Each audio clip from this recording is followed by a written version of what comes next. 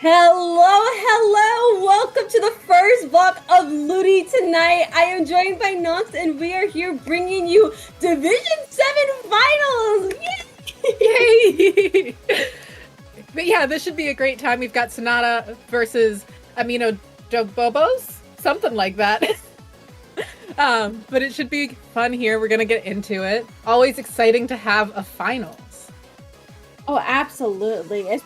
Final season is not the school final season. I'm talking about LUTI final season is always just such a treat because these are the teams that have fought all the way down to get to their spot in finals. So we're gonna be starting off at Hagglefish Market. I love this map. Nox, what are your thoughts on Hagglefish Market zones? Tell the people. I definitely don't dislike it. I think it's fun. I think it can encourage some unique weapon play occasionally. I think it can get a little samey at times, but it's definitely a good, consistent map. There's a reason we see it all the time, and it'll be exciting to see what these teams get up to here. I see those charger badges. Please be a one-shot. Please be a one-shot. No, it's a pencil! It is always a pencil. We do have a Carbon coming out here, though, and a Nautilus. Dreadringer is something we're seeing more and more often these days. I do like to also see that Dapple Nouveau coming out on the side of Sonata. Absolutely, we are seeing, you're very right, some very interesting weapon picks. I'm excited to see that Nautilus out of all things. Yeah. I love my Nautilus in this house. Yeah, we definitely don't see as many of them in Splatoon 3 as we did in Splatoon 2, but still a really solid weapon that offers a lot of flexibility. Seeing some early specials coming out. Both sides just kind of staying neutral right now, as it tends to go, but maybe Sonata's starting to get a bit of pull away here. Absolutely, we're seeing flanks coming out from the side of Amendobobos, but unable to really find anything with those flanks, giving Sonata that advantage state that they really want here as they, beautiful bubble placement there, bubble placement from the decab, right? They're just able to hold that space for a little bit extra time as these points continue to tick down in the favor of Sonata. They are not showing any signs of stopping. They are not. The decab really up in the face here, having to go back to mid to try and help play cleanup. We do see the Reef Slider recap mid, just the pencil left up for Sonata. This could be a big push. Daniel starting to move forward, looking to try and claim some more space, and they're going to have a Tacticler online, I'd say pretty quickly, considering it's an NZAP. Yeah, as NZAPs do. That's the bigger difference there from the NZAP to the pen. The NZAP can just more consistently farm those coolers right here, and I believe Hana right here is in a really good spot. Never mind, the DK coming by to pick off that Carbon to stop them from pulling any more mischievous tricks under any ledges as 2 down on Amendobobos, giving Sonata that zone once more, giving them that opportunity to, hold that push that they wanted to hold before right here. And then, we'd love to see it. And there's a little fight in the corner too while we're at it.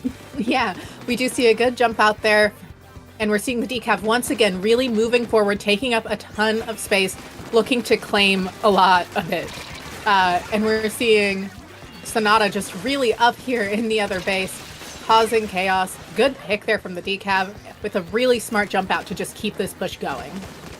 Absolutely here. If you are Sonata, you want to be able to keep the spot as long as you can here. We do see their decaf that unfortunately went down, but I don't think they're going to be short of jumping in any second now. But with 2 people extra down on Amendobobos, it's gonna look like a potential. I think this might actually just straight up be a knockout situation for Sonata. That is 5 seconds left here. 5 ticks. Yeah, I think the only thing that could have happened there to get Amendobobos back in would have been to have that Reef Slider ready in that particular case. Not a strategy I often like to consider, because it's very much, unless you have the follow-up for it, very emergency button, hope for the best. You're like, okay, Scarab.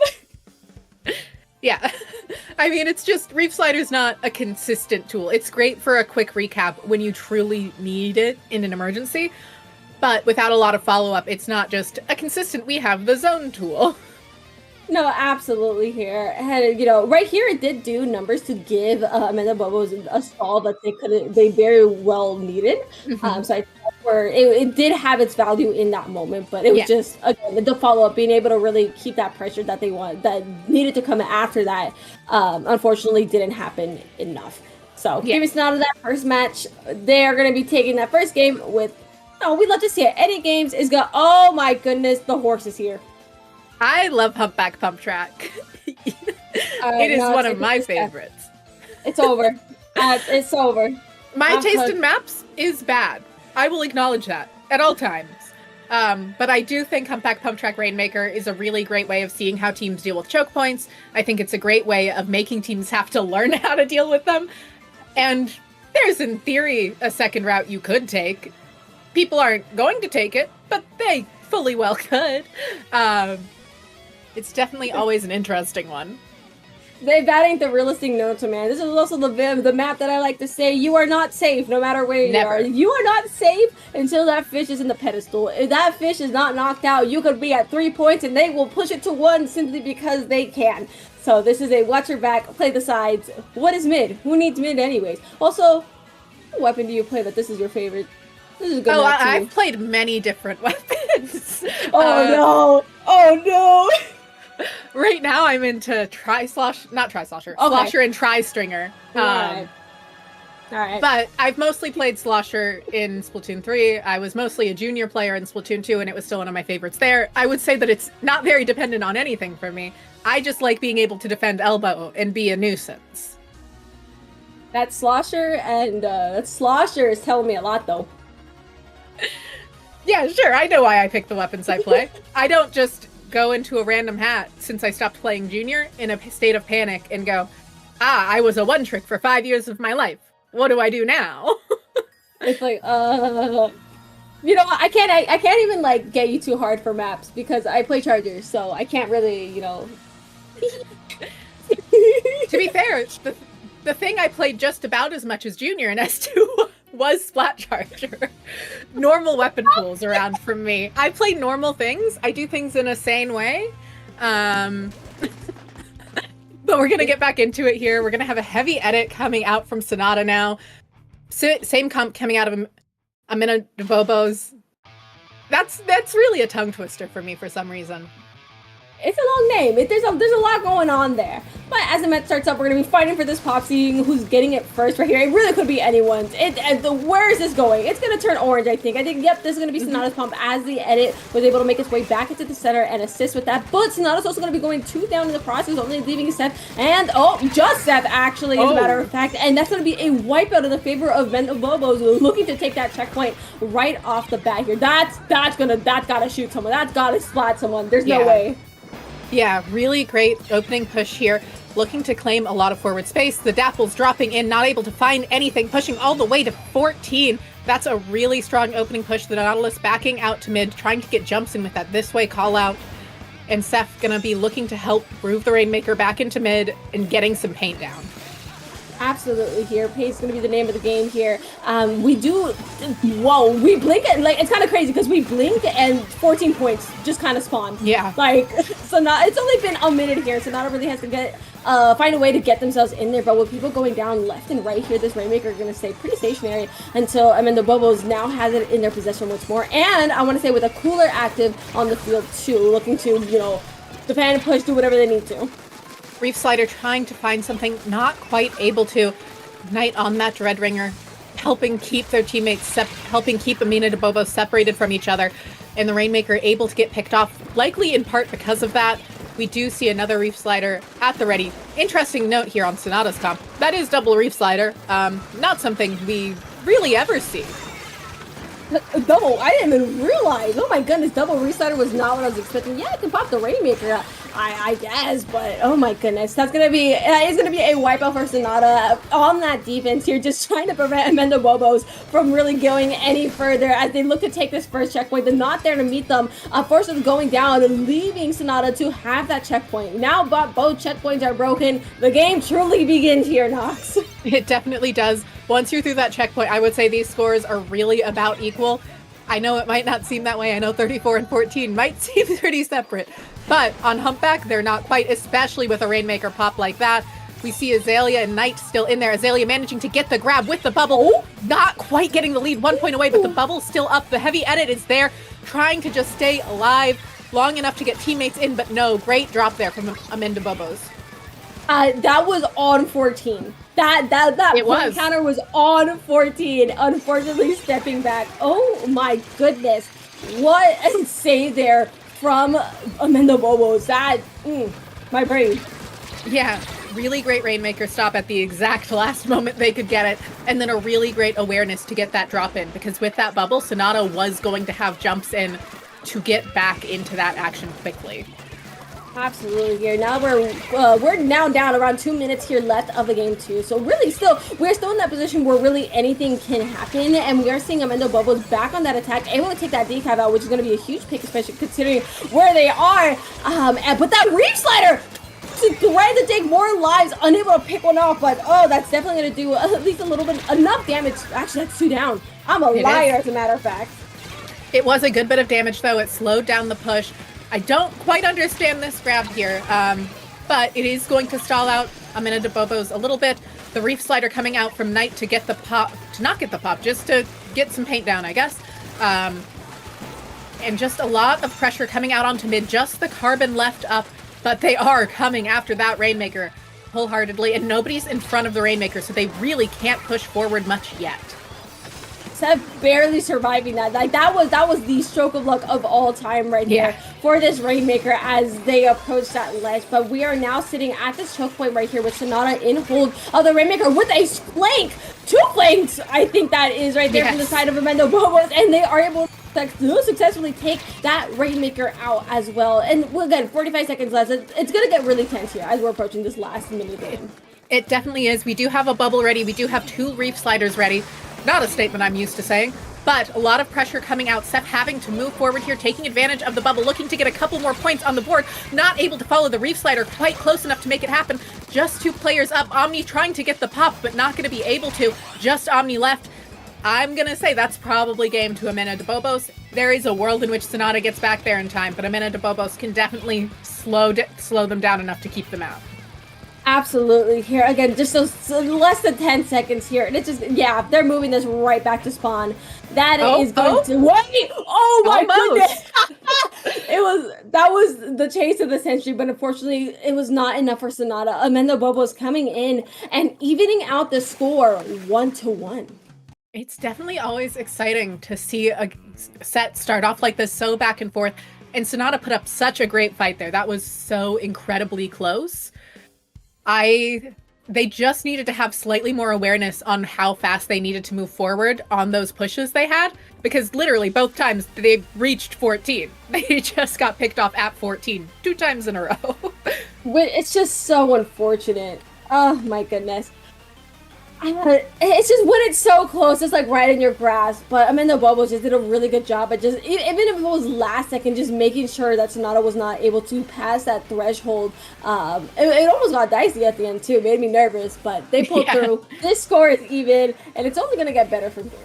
Yeah, Azalea definitely made a big lunging leap in those last few moments to try and find a couple more picks.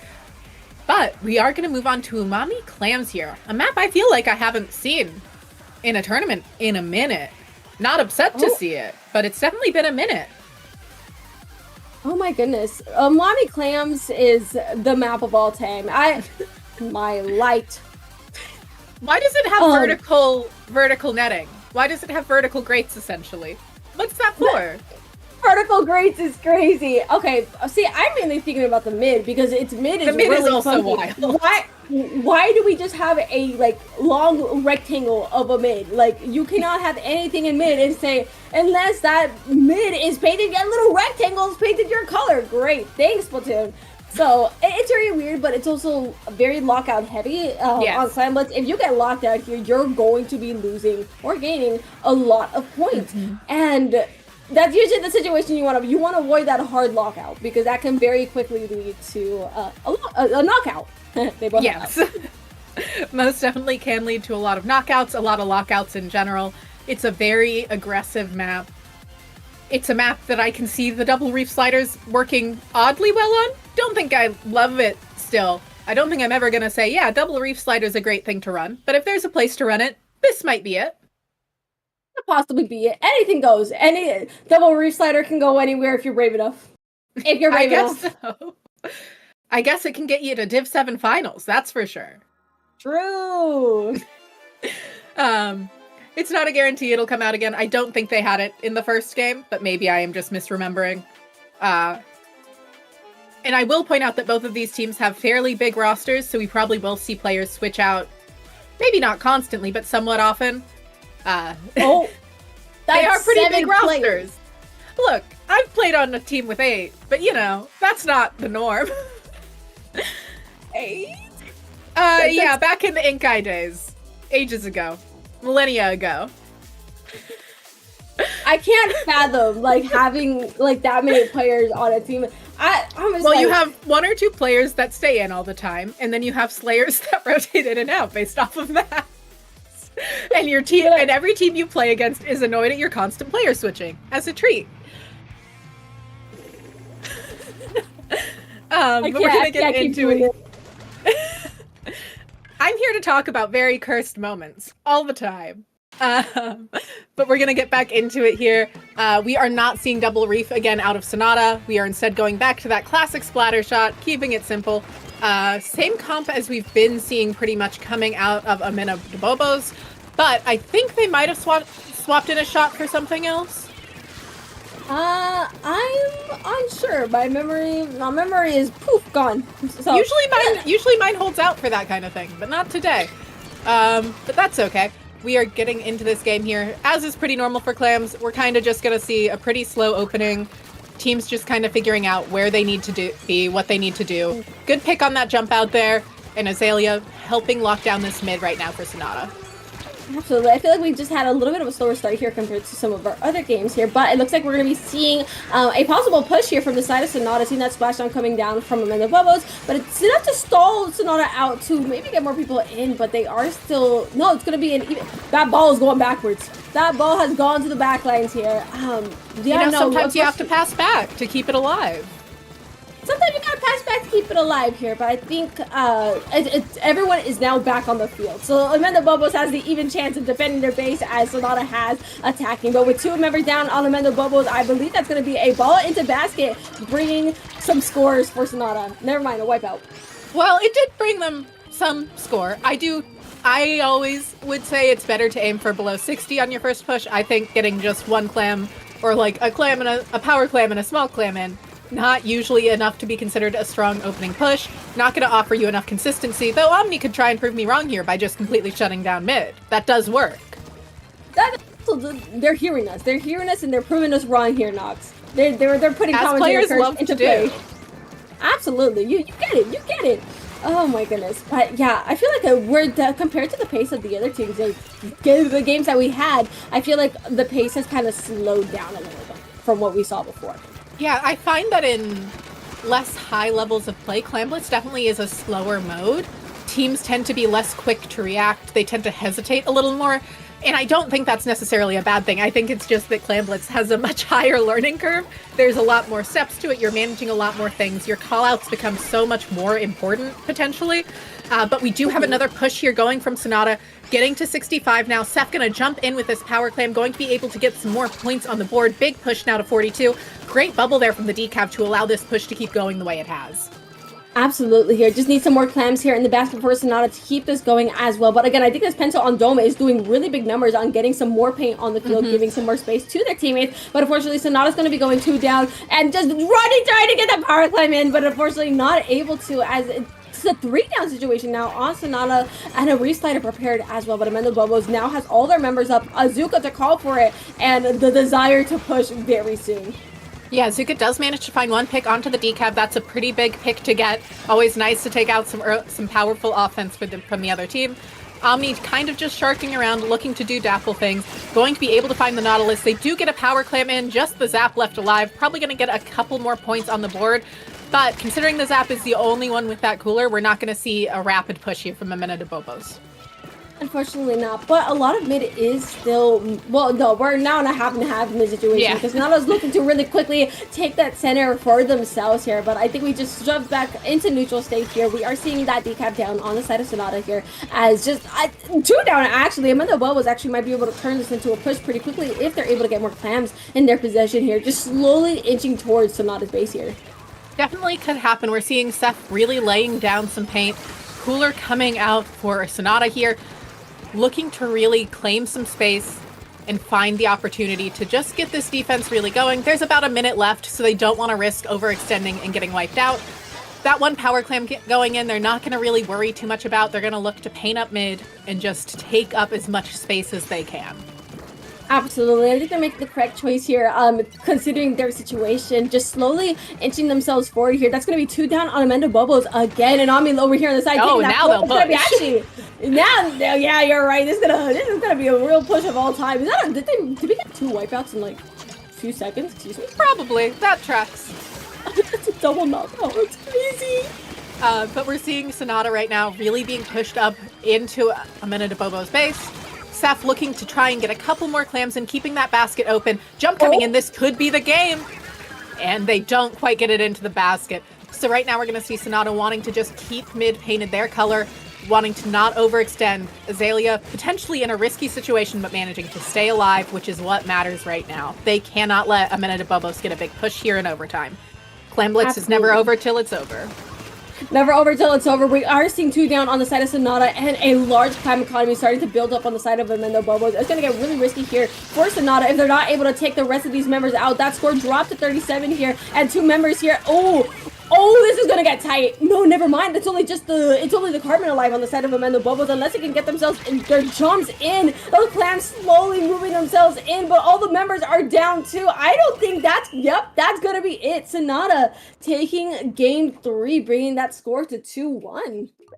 Yeah, Sonata definitely doing a great job there. Maybe could have played defense at the end a little better, but playing it well enough to keep the game in their favor, keeping Amendobobos super staggered, keeping them from being able to really get a super strong push going, which is really what your goal is in Clam Blitz. You want to get the super strong push. Splatoon is all about your best play of the game, not consistency at the end of the day. We can always try to get to consistency, but as players and as humans, that's almost an impossible task. If we get it, if it works, it works. That's the name of the game. If it works, it works. We take what we can in this silly little Squid Game. We absolutely do. And once again, I really want to highlight those bubbles coming out of Sonata. They really emphasized their pushes. They really allowed them to get the kind of pushes they did. Really great job from their decav on getting those out in such good spots to allow for that. I hadn't really thought about it much because I haven't seen this map much in Clams in a while, but this is definitely a good bubble map for Clam Blitz. Absolutely. Just those little choke points that you can take. It just does so much. Bubble does so much when put in the right place. It's kind of insane. It's like if they don't have anything to really deal with it, they can spell trouble for the other squad. But we're going to be moving on maps to Mako Tower. As an anchor, I have beef with not having a block on the right side when opening, but overall, this still is a solid tower game. I will say, when tower enters the fray, it makes mid feel a lot more like a choke point, just because the block of tower there is what I've noticed as well. So I want to see how they're going to deal with that as well. Yeah, it definitely can make tower feel more scrambly than zones, for sure. It can feel a little more rushed in mid. It can feel a little more feisty even. That definitely feels like there's more active fighting in mid itself rather than on the sides of mid, rather than on those stacks. It's a map that I'm less sick of seeing it for tower control than zones. I like zones too on it, personally. I don't dislike it. I'm just tired of seeing it. You know, that's fair. Hey, Nintendo, you want to add more maps? I know we're done with content, but ooh, more maps. Bring back Piranha Pit. Ooh. I would love to see Piranha Pit come back. I am a Piranha Pit fan. Oh, you get it. We could shake hands there. We could shake hands there. I miss it so bad. Bring back my love. It's a fun one. It's definitely an interesting one. Definitely very different from Mako on every level. It's also huge. That map was huge. Yeah, we definitely don't. It was very expansive. One of the things that was really fun about it that we don't have as much in 3 was how much it switched around between modes. There's not many. In Splatoon 3, you're generally taking the same path on all the maps. Piranha Pit did not agree with that idea. A loud and correct buzzer is what that map said.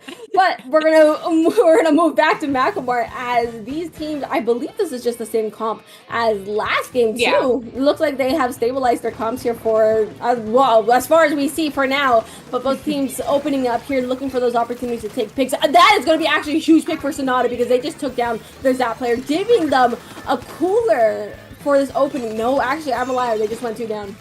Yeah, well, I mean, that's how it goes. I think it might be another slower start into this. Both teams just kind of scrambling and scrappling in mid, figuring out what they want to look for, figuring out what they want to do. Daniel really claiming this stack, using the Zuka to try and keep that going, but Omni able to dance around it. Carbon versus Dapple is always an interesting fight. Not one we get to see very often, but very similar ranges and very similar goals in how they fight. Absolutely here. It's just, it is what you said. It is a very big scramble. As both of these teams are just trying to find their footing here on the new map.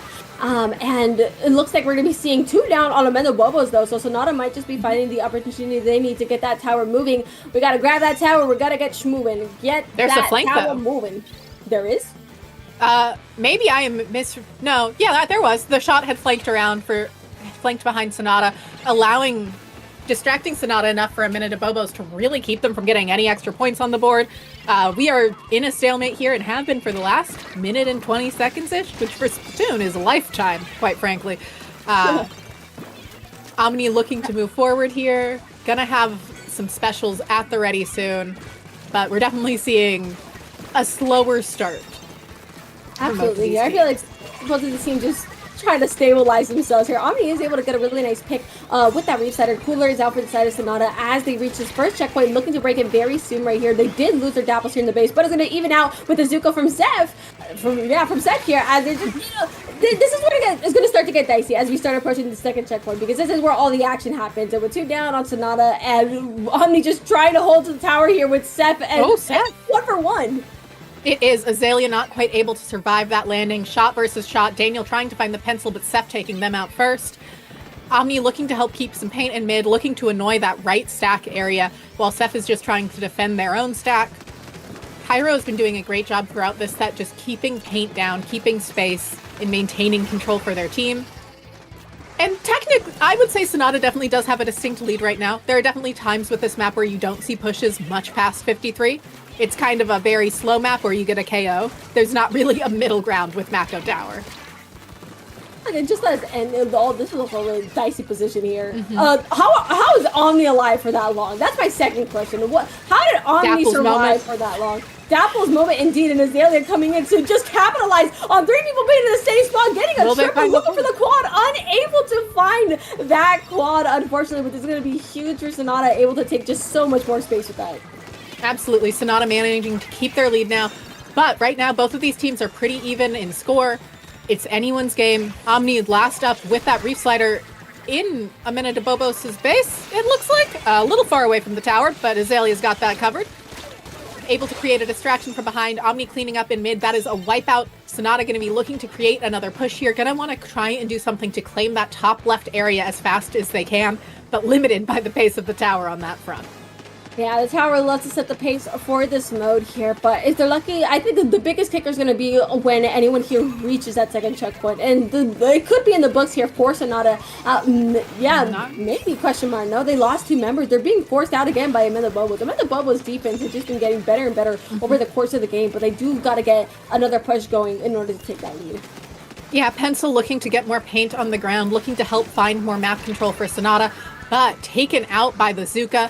Zuka is exceptionally good at helping tame those pencils, helping keep them under control. Omni able to find a great pick on the Carbon, but they need to help clean up the tower rapidly. Lead lost. That is Amendobobos taking control here, able to get more points on the board, potentially reaching this checkpoint. With the Zap having cooler jumps, probably going to try and come into tower thanks to that cooler being there, and the Zap still hanging out. Checkpoint almost falling, but not quite yet. Seems like Sonata might be able to fend that off. Yeah, just barely there, but then now Sonata's on the back foot after being, in the lead for most of this game right now, so they have to find a way to get themselves in there and get themselves pushing, because it's going to get really dicey really quickly as we approach these last 20 seconds. I am realizing now that there are no GG specials on the side of Amendobobos. The Storm can definitely choose to get people off tower, but it's not something like Strike and Booyah. So, and Sonata needs to take this tower, now. Yeah, Sonata definitely wants to start moving forward here. Pencil getting on the tower, but not going to be able to keep it with that Zuka coming out. Carbon jumps on the tower before any member of Sonata can. That is 2-2 going into game 5 here. What a scrappy game. This was very, very scrappy here. I feel like it was just a lot of the teams trying to stabilize themselves, but it was just such a back and forth here that it wasn't in the books. It's like we did not have a second checkpoint break till the end there, but Amendobobos was able to take it out from that back foot towards the end of the game here. Yeah, and I think that cooler being on the tower definitely helped with that. It allowed their teammates to feel more comfortable coming back in more quickly, knowing that they would A, have that little bit of extra cover, and B, that quicker respawn if they managed to get there. Sonata definitely put up a good fight. They just seemed to not quite be able to figure out their defense there, and they kept having a hard time with the Zuka, which on this map makes sense. It is a really good Zuka map. There's really great angles for it. There's really great sight lines for it. The trigonometry of the map just kind of works for it. Not trigonometry, geometry. Doing great with words. Words are hard. I understand. But yeah, it was the game of all time. I feel like I said my piece. I've said my words. Fair enough. And we're going to move on to Robo-Roman zones next. Something that has become quite the staple, something that we see quite a lot of. What are your thoughts on it?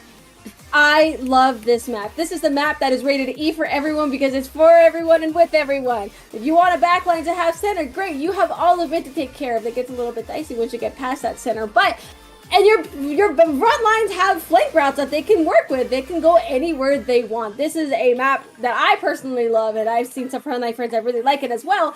It's E for everyone. It really is. Yeah, it's definitely a very friendly map to a lot of different comps. It's a map I personally always love to see a Splatling come out on. I think it's great to see a heavy edit on this map. I think it offers a lot of consistency. I think it offers a lot of paint and mobility. I think this map can favor mobility a bit with how many different paths there are. Yeah, it's nice to see when this map released. It was just nice to see a map that was very different from what we were originally having, giving players those more options. So it feels like a luxury now. It's like, oh, we have flank. Whoa! Yeah, we have not had a lot of flanks as much in Splatoon 3. Definitely maps can be a bit... We've definitely seen some more linear maps throughout Splatoon 3. I don't necessarily think that's a bad thing. I think it just encourages a different style of play that actually leans into Bubble quite nicely. I think it plays off of that particular special very well. Not that we've seen the most of Bubble, but we're definitely seeing more and more of it as we get further into the game and further into more of an end game meta that we're seeing now. Are we in meta? I think this might already be considered endgame meta. I think it might be since we stopped getting content. And we're not getting major balance patches anymore. I don't know. We stopped getting content for Splatoon 2 and they still managed to make 52 Galbroken at some point. So I never feel safe. We still get our patches, just not consistently anymore. But yeah, that's what they did with 52 Galbo. You never know when they're going to do that again. Anything could happen. Anything could happen, but they definitely take less big of swings in Splatoon 3. It is definitely more likely to be a stable endgame meta at this point. Which is also very nice to hear. Yes, and we are getting into it here. This is definitely another map that can have slower openings. Sonata getting the early cap here. Not that it means all that much when all four players were still up on both teams. Starting to see some picks coming out now, but Cooler was ready on the side of Sonata, so those picks don't mean all that much. Yeah, and there we go. We're gonna blink here, and Amendobobos is gonna be 2 down again. It's gonna be possibly another zone flip. Yep, it's gonna be a zone flip here in the favor of Sonata here, forcing themselves up, trying to take as much space as they can to keep Amendobobos out of center for as long as possible. Again, that bubble in a beautiful spot. Yeah, absolutely. That bubble allowing them to help this hold keep going for that extra bit longer. That Decav playing forward enough to allow their teammates to really move up with them. Pencil actually taking a pretty forward aggressive position for a Pencil here, but gonna need to back off quickly as the rest of their teammates went down. Everyone back alive again, probably gonna jump into the Pencil as that is why you have the anchor, but they're immediately down again, this time without the cooler. This could be a big push from Amendobobos, considering that the Pencil can't do that much on their own when they're being pestered with burst bombs in a Nautilus.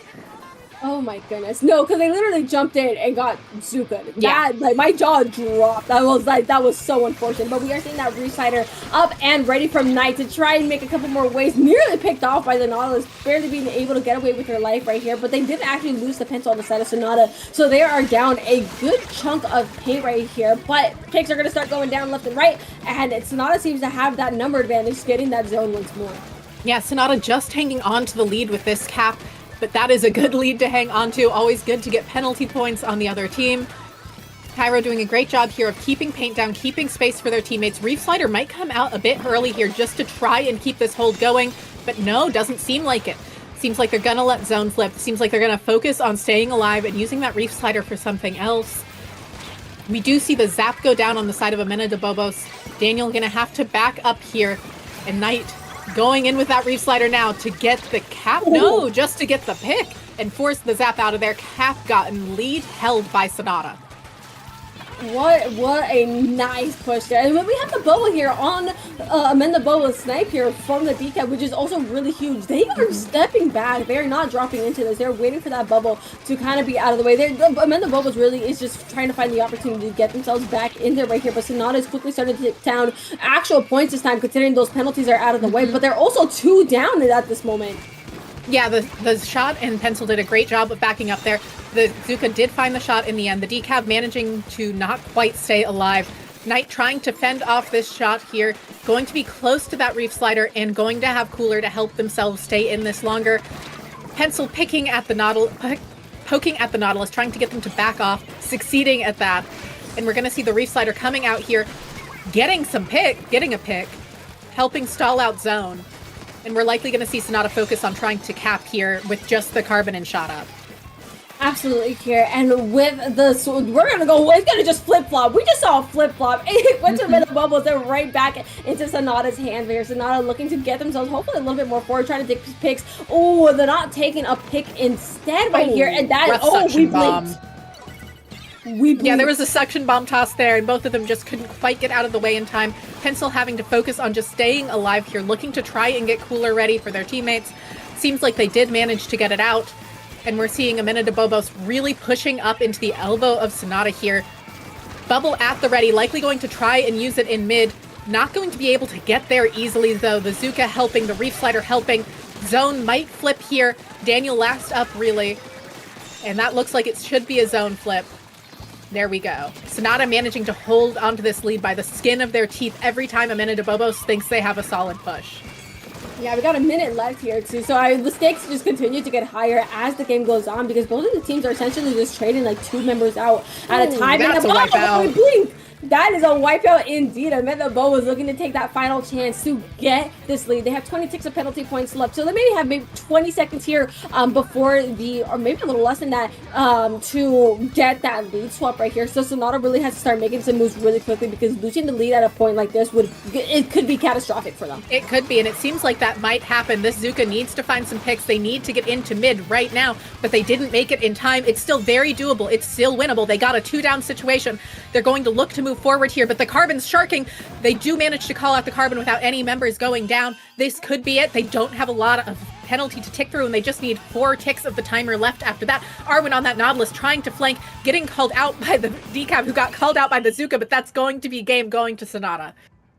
Oh my goodness, just when you thought Sonata was going to be on that back foot, they're able to take it right back from under the nose of Amendobobos. Like, that was like... Yeah. That was literally like perfect execution there. It was just like, okay, well, we gotta lock right back in. We want this game. This game is ours, as a matter of fact. And Sonata locked that right in. Yeah, definitely a really great job getting that last hold in by Sonata, not panicking, not overextending. They did get a little lucky that the Carbon didn't seem to hit their shot there. I think if that Carbon had taken out their decav, it would have been a different situation. But they managed to keep it alive. They managed to keep it going, showing that they are really good at this zone map, managing to show how consistent they are at finding that hold. The flank from that Nautilus was an interesting move. I think it could have worked to an extent, but when they got essentially just sandwiched by 2 members there. It was the fact that they got called out pretty quickly is what really led to that downfall, because if had that worked out in their favor, it could have spelled a little bit of a different story, in my humble opinion. That said, Sonata, Sonata though, they locked in. They took it home. They said, well, we also want this game. There's not many penalty points. Let's make it happen. And made it happen. They did. They definitely did. We're going to be moving on to Rainmaker next, Rainmaker Scorch Gorge at that, which sort of similar to Humpback in the way of you have to push through some pretty tight elbows. You're pushing through some really unique geometry.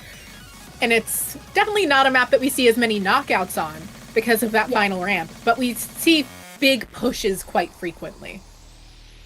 You stole the words right out of my mouth. Like, this is definitely the map where we just don't expect knockouts on it. It's such a tight space. It's just like the checkpoints were just around the podiums in general are really tight chokes. Yes. Your best bet is if you can get that checkpoint, if you can push past that large barrier, you're going to have a lot of points. But I feel like that opportunity is in the hands for both of these teams. So Yes. really, I feel that the points are starting to get really, really tight. Absolutely. This is one of the few maps that we ever really saw Vacuum have its day in the sun on. Not recently, but there was a period where people would use Vacuum, specifically on Scorch and like Humpback Rainmaker, just to allow for those really unique pushes that do kind of sometimes need. For Humpback, it was more to guarantee the knockout. You get the push on Humpback, you use the Vac. After check, you pretty much have your knockout, you're good. For Scorch, it was maybe we can knock out up the ramp if we have a Vacuum. Maybe. Which is, yeah, I mean, there's always the question mark here because there's so many drops, so many flanks, so many options. You're absolutely right. So many options. And I'm thinking about these weapons here. And of course, my thoughts are always going to go to the pen because I feel like as a backline, I'm just like, the pen is pretty solid on Scorch. So we're probably going to see if they can get their pen to the center. I feel like making the progress to those choke points is going to be a lot easier, especially when you have someone else watching your left side as well. I feel like I can go for, because they don't really have an anchor on, I think that's Amendobobos that doesn't have an anchor. So I think that's going to be like the one downside on this map mode. Yeah, I think there are probably some people that would maybe call Nautilus an anchor, but it definitely plays like a midline. Definitely is more of a midline at heart. The Zap is kind of the stabilizer for that team in tandem with the Nautilus, kind of trading hands off for that role, while the Shot and Carbon move forward more, play those aggressive roles to create space for the Nautilus and Zap to move into, while the Nautilus and Zap back them up. Early pop going to Sonata here. Pop is only so important on this map, though. It doesn't do that much. Carbon finding an early pick onto Omni there, taking care of that Dapple dually, and the Pencil gonna have to leave mid to just keep paint down for their team.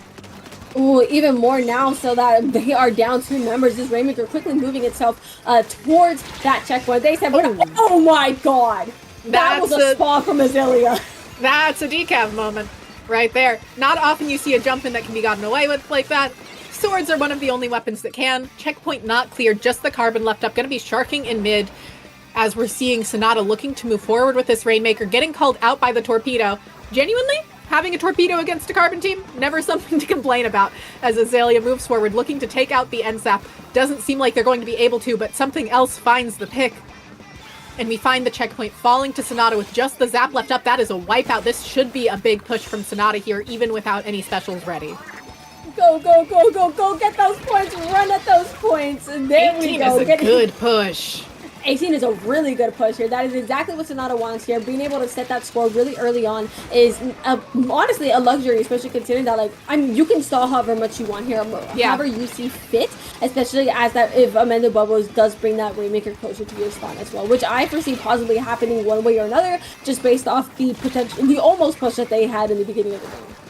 Yeah, Sonata definitely being chaotic here in their face, managing to grab that Rainmaker earlier just to stall it out for that extra second. We might see a reset here, not something we see nearly as often as we used to. Players have slowly realized that it's often not the move, but here it was because Amendobobos truly just couldn't get Sonata out of their face. Cairo grabbing this Rainmaker now, just gonna move it forward, because why wouldn't you move the Rainmaker forward, especially when you've got the Ghouler to work with. Rainmaker just shooting out shots, helping find picks, helping just keep paint down. Omni moving forward on this Dapple, looking to create even more space for their team, and we're just seeing Sonata holding down this side of the map. Yeah, they're not looking like they want to let go here, just playing it slowly while they can. It's like they are in the safe spot. They have the luxury to play this nice and slow. Well, they could have played it nice and slow anyways, because that's like 2 minutes and a half left on the timer, but that ain't a timer right here. Picks are going off left and right here. Sonata is going to be suffering a 2-down scenario with that Rainmaker, and that's going to be a wipeout in the favor of Amendobobos, able to finally get them out of this defense. Finally kicking Sonata out of their home base, going to claim mid here as much as they can with that Cooler at the ready. But they don't have the checkpoint cleared, and a push to 18 is like halfway up the ramp like we saw. That is a really solid push to have to try and fight through, especially when Omni on those Dapples might be able to throw out torpedoes to keep that ramp clear. 2 players do go down for Sonata, but the Rainmaker barrier wasn't popped. Not going to be able to do a ton with that off the bat. Daniel going down there to to Azalea. Azalea looking to take out the Rainmaker as the Carbon lunged forward and able to find the pick. Yeah, really huge pick there from Sonata. Just, again, the longer they can prevent Amendobobos from getting that checkpoint, the better they are going to be sitting right here. Cooler's now ready for the side of Sonata as well, as they wait for Amendobobos to... Whoa, they're going to meet Amendobobos. Amendobobos is also going to meet them right there at this elbow. It's, again, the checkpoint, but that Zuka, perfectly placed Zuka, able to stop Sonata from moving that Rainmaker any more forward, but they are going to be suffering 2 down anyways, so Sonata continues to have that advantage in their favor. Yeah, at this point, Sonata, whenever they get a trade, is getting a big advantage out of it, especially when they're pushing forward like this, because it slows Amendobobos down. It doesn't slow them down nearly as much. It allows them to just stall and hold space, and they're stalling in a really smart way, where it's not like backing up stalling, it's not just holding mid-stalling. It is moving forward as much as they can, taking as much space as they can, while still keeping players up and jumping in, which makes such a huge difference. It's a slow wave. That's what Sonata's push was right now. Amendobobos, once again, nearly knocked Sonata out again. But even though we've seen a lot of knockouts from Amendobobos, it seems like they're having trouble really getting themselves to have that checkpoint. That is a really big barrier to cross in the first place, but hopefully that'll be changing soon, seeing that Zuka taking a really nice pick right here, nearly taking out the pencil while they were at it, to down on Sonata, gives Amendobobos a chance, but Azalea... Great patience there. Alright! Great patience there from Azalea. Great awareness. Great knowledge of the Rainmaker's gotta come here eventually. They're not gonna take greats. Nobody takes greats. That's not a real path. It is a real path. Every once in a while, there's a moment for it. But it is a rare moment indeed. Azalea once again diving forward. We do see checkpoint fall, but there are 5 seconds left, but only 2 members up. But we do have Azuka. So, that's game, really. Azuka is not necessarily a guaranteed win, but it will allow them to slow things down enough, along with this Reef Slider, that there's the game. Sonata going to be in game point territory here. Game point territory, indeed. What a dominant game here. Compared to like so many of the games that we saw before that were incredibly back and forth, this was an incredibly dominant game here from Sonata. Just basically, even though they were wiped out a couple times throughout the game, it really wasn't enough for Amendobobos to get a humongous push out of it. They didn't really break the checkpoint until the end of the game here. So Sonata in more comfortable territory, as you said earlier, they are in match point territory. Yeah, and if you look at the comps, it kind of makes sense how both teams play. Sonata plays that more slow, steady, consistent driving push, almost to like a set tempo, thanks to the jump-ins to the pencil. Whereas Amendobobos looks for those really fast, really aggressive pushes. They are looking for that one explosion that they can hold on to for the rest of the game.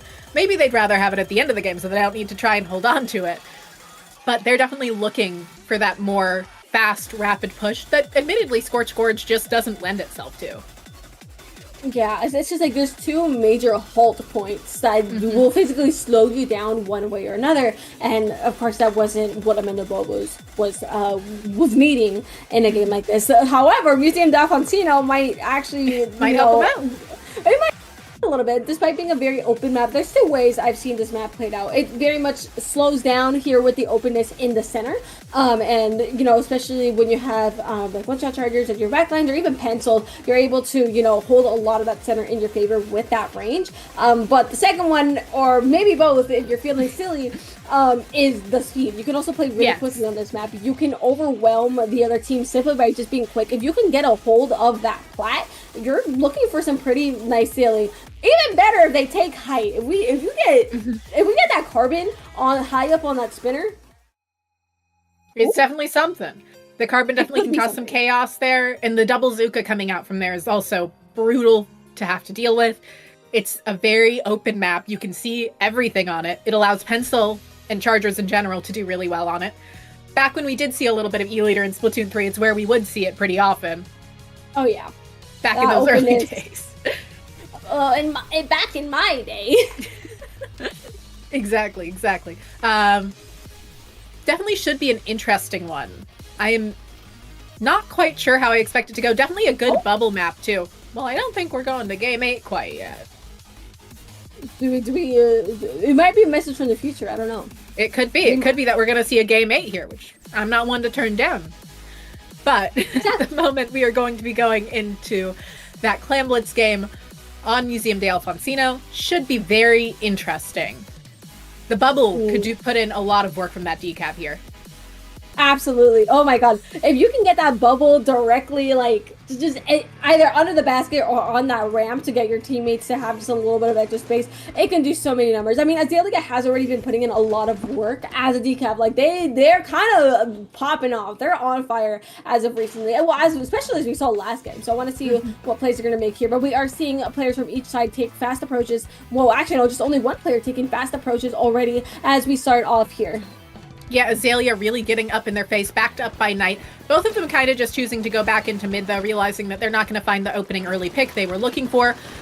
Arwen on that Nautilus, just trying to lay some paint down, helping their teammates move forward. Cairo finding a great pick there, helping their teammates move forward, but not going to be able to do much else with it. Going to have to back off shortly here. No, not quite having to back off, staying alive, but I do believe there is a flank. And yeah, there we go. There's the jump out I was expecting. A really nice jump out as well. We love just being like, okay, well, this situation ain't for me. See ya. And being able to preserve that ball here. Really, very nice awareness there from Arwen. What is your name? From the pen. That'll do it. Yes, really great awareness there to get back out, helping their teammates have space to get back in because of that. Looking to find more picks here, not finding much. Pretty normal clam blitz start here. We don't ever really expect to see a fast start on Museum Clams. It's more of a once there's a push and it's an explosion. Knight trying to shark, not quite able to find what they wanted from it. Gonna jump back out, have that reef slider ready. Carbon somewhere on this platform, but able to get taken out easily by Cairo there. And Arwen keeping mid down, trying to keep Amendobobos in this game.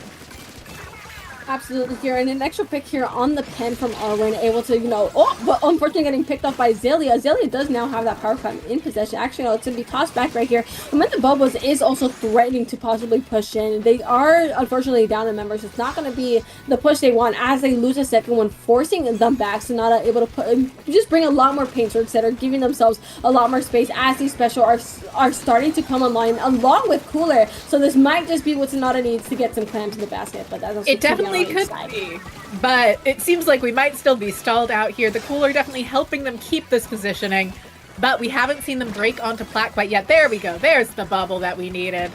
Gonna be moving forward here. There was a drop.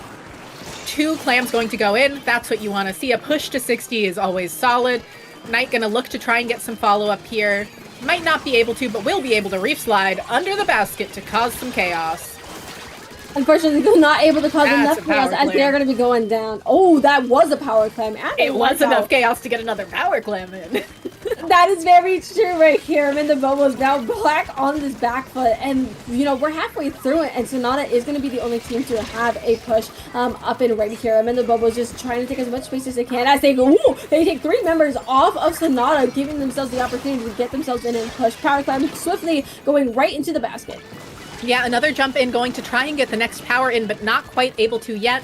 Arwen keeping paint in front of the power clam, trying to allow Daniel to get to it, but not going to be enough. Arwen themselves instead doing it, but that is going to be a wipeout. No more jumps in. A push to 48 is a solid push, but Sonata had a better one. Absolutely. We got 2 minutes left to see if we can get it down any further right here. If you're Amendobobos, you really want to push that. Well, if you're really any other team, because this is like too tight for comfort on either side, really. Yes. It is definitely a really tight situation with 1.5 minutes left. It is anyone's game. Managing to jump to their own tactic cooler.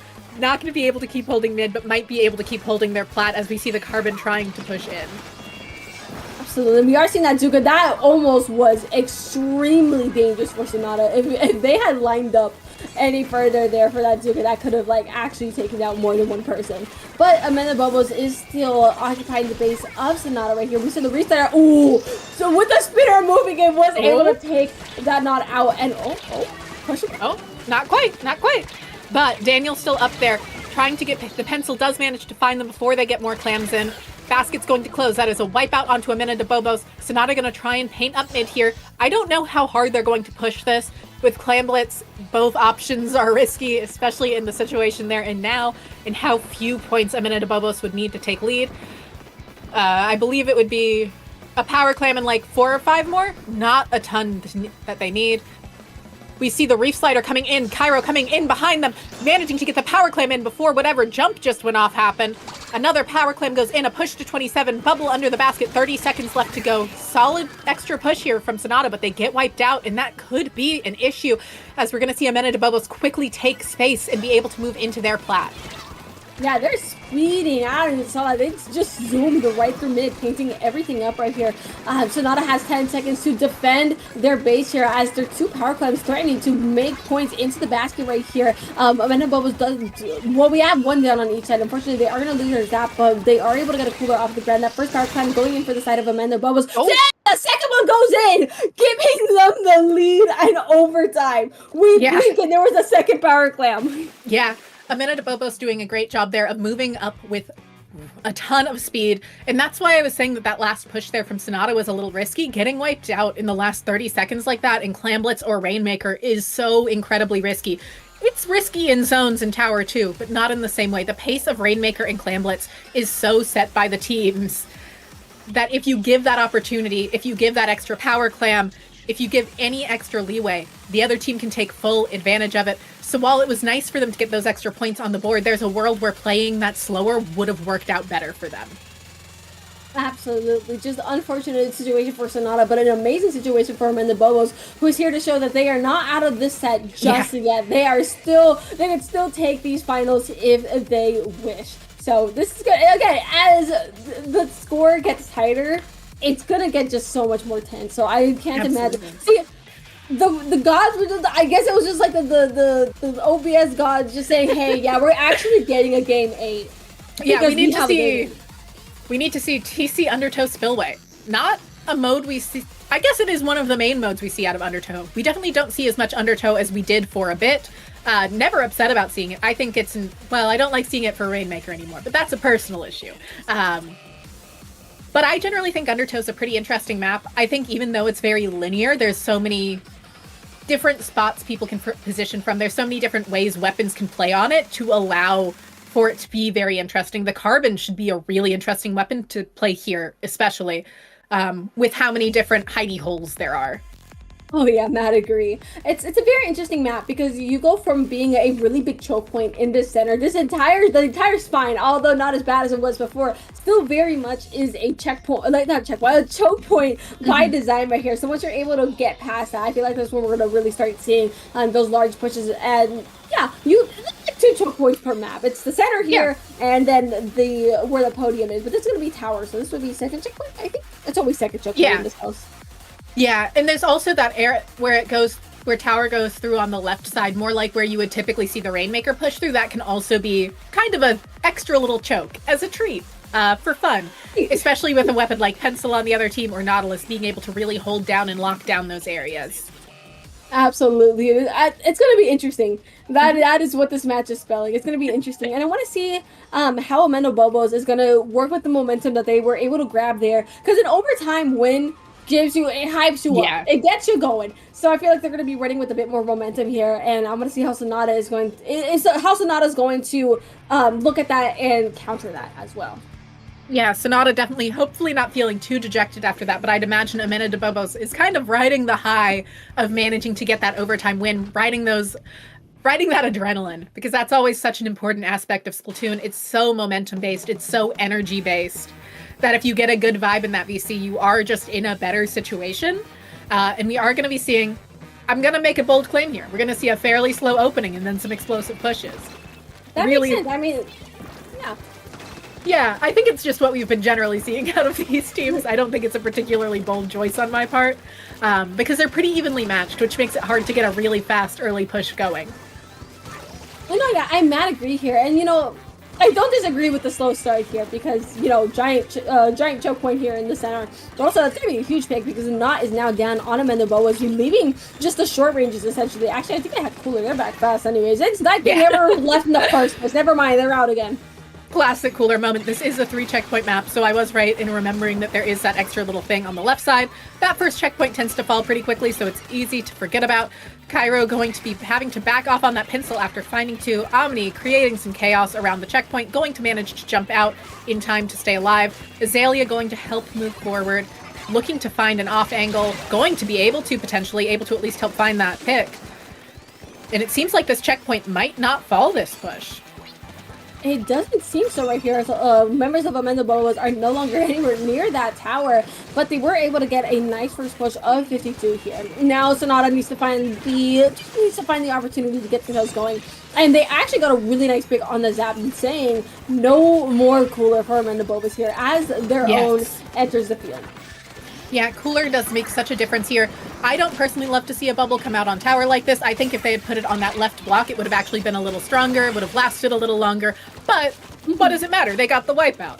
They got what they needed out of that. And there's lead, there's checkpoint. That is a huge checkpoint clear. Just one more to go with the Zuka coming out, and they are rapidly approaching that next checkpoint. Pencil just happily riding that tower. Azalea behind them causing chaos, managing to help drop on Daniel and find yet another wipeout. We are down to 14, 12 points until Sonata takes the set.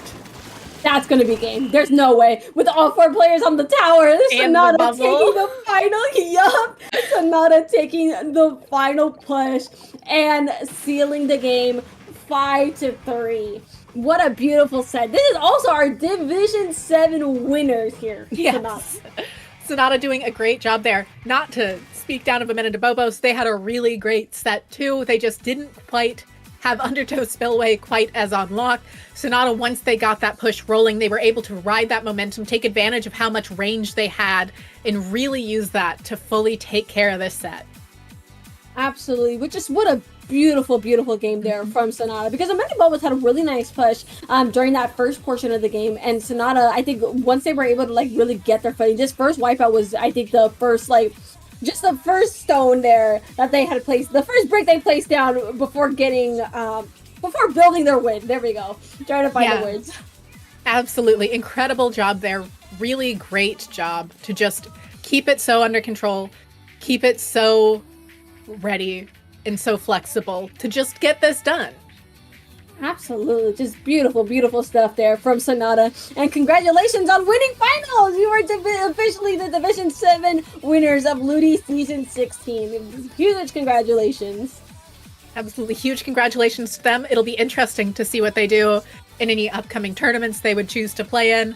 I always love seeing, especially around this div, how they do after they win the finals, because to me, winning here means you are maybe starting to look at alpha bracket low ink, maybe starting to look into potentially progressing to mid-level, not immediately, but in the nearish future, because winning a div is a big deal. You've done a lot. There are likely some teams that were overseeded. You improve a lot throughout the course of the season. By the end of the LUTI season, the div is nowhere near the same thing as it was at the start, and that's such a fun part about it. Absolutely here. And it's just it really is what you said, the amount of improvement a team goes through as they finish their LUTI season. It's just you are fighting, you find the teams in your division that you want to fight, and you're like, okay, these are our roadblocks, how do we get past them? And I think that just ultimately leads to the spot here, back to finals and taking the season. But yeah, congrats again to Sonata for winning this set. I do think that'll be about it from us. Where can they find you? You guys can find me at SplatFufu on Blue Sky, Twitter, and Twitch here for, of course, commentary shenanigans. I do art. Oh no, I post art. Ooh, you guys should go look at that. And I will hopefully be streaming sometime soon. Nox, where can the lovely people find you? You can find me on Blue Sky and YouTube. Occasionally I manage to get some interviews uploaded with high-level and top players, so feel free to go check them out, just at NoxRaven42. Beautiful. Well, that is going to be closing up our block here. We're more than happy to bring you those Division 7 final matches here. But as you said, that is going to be it for us. But you guys have some lovely commentators and sets coming for you next. So stay tuned for that. We will see you guys later.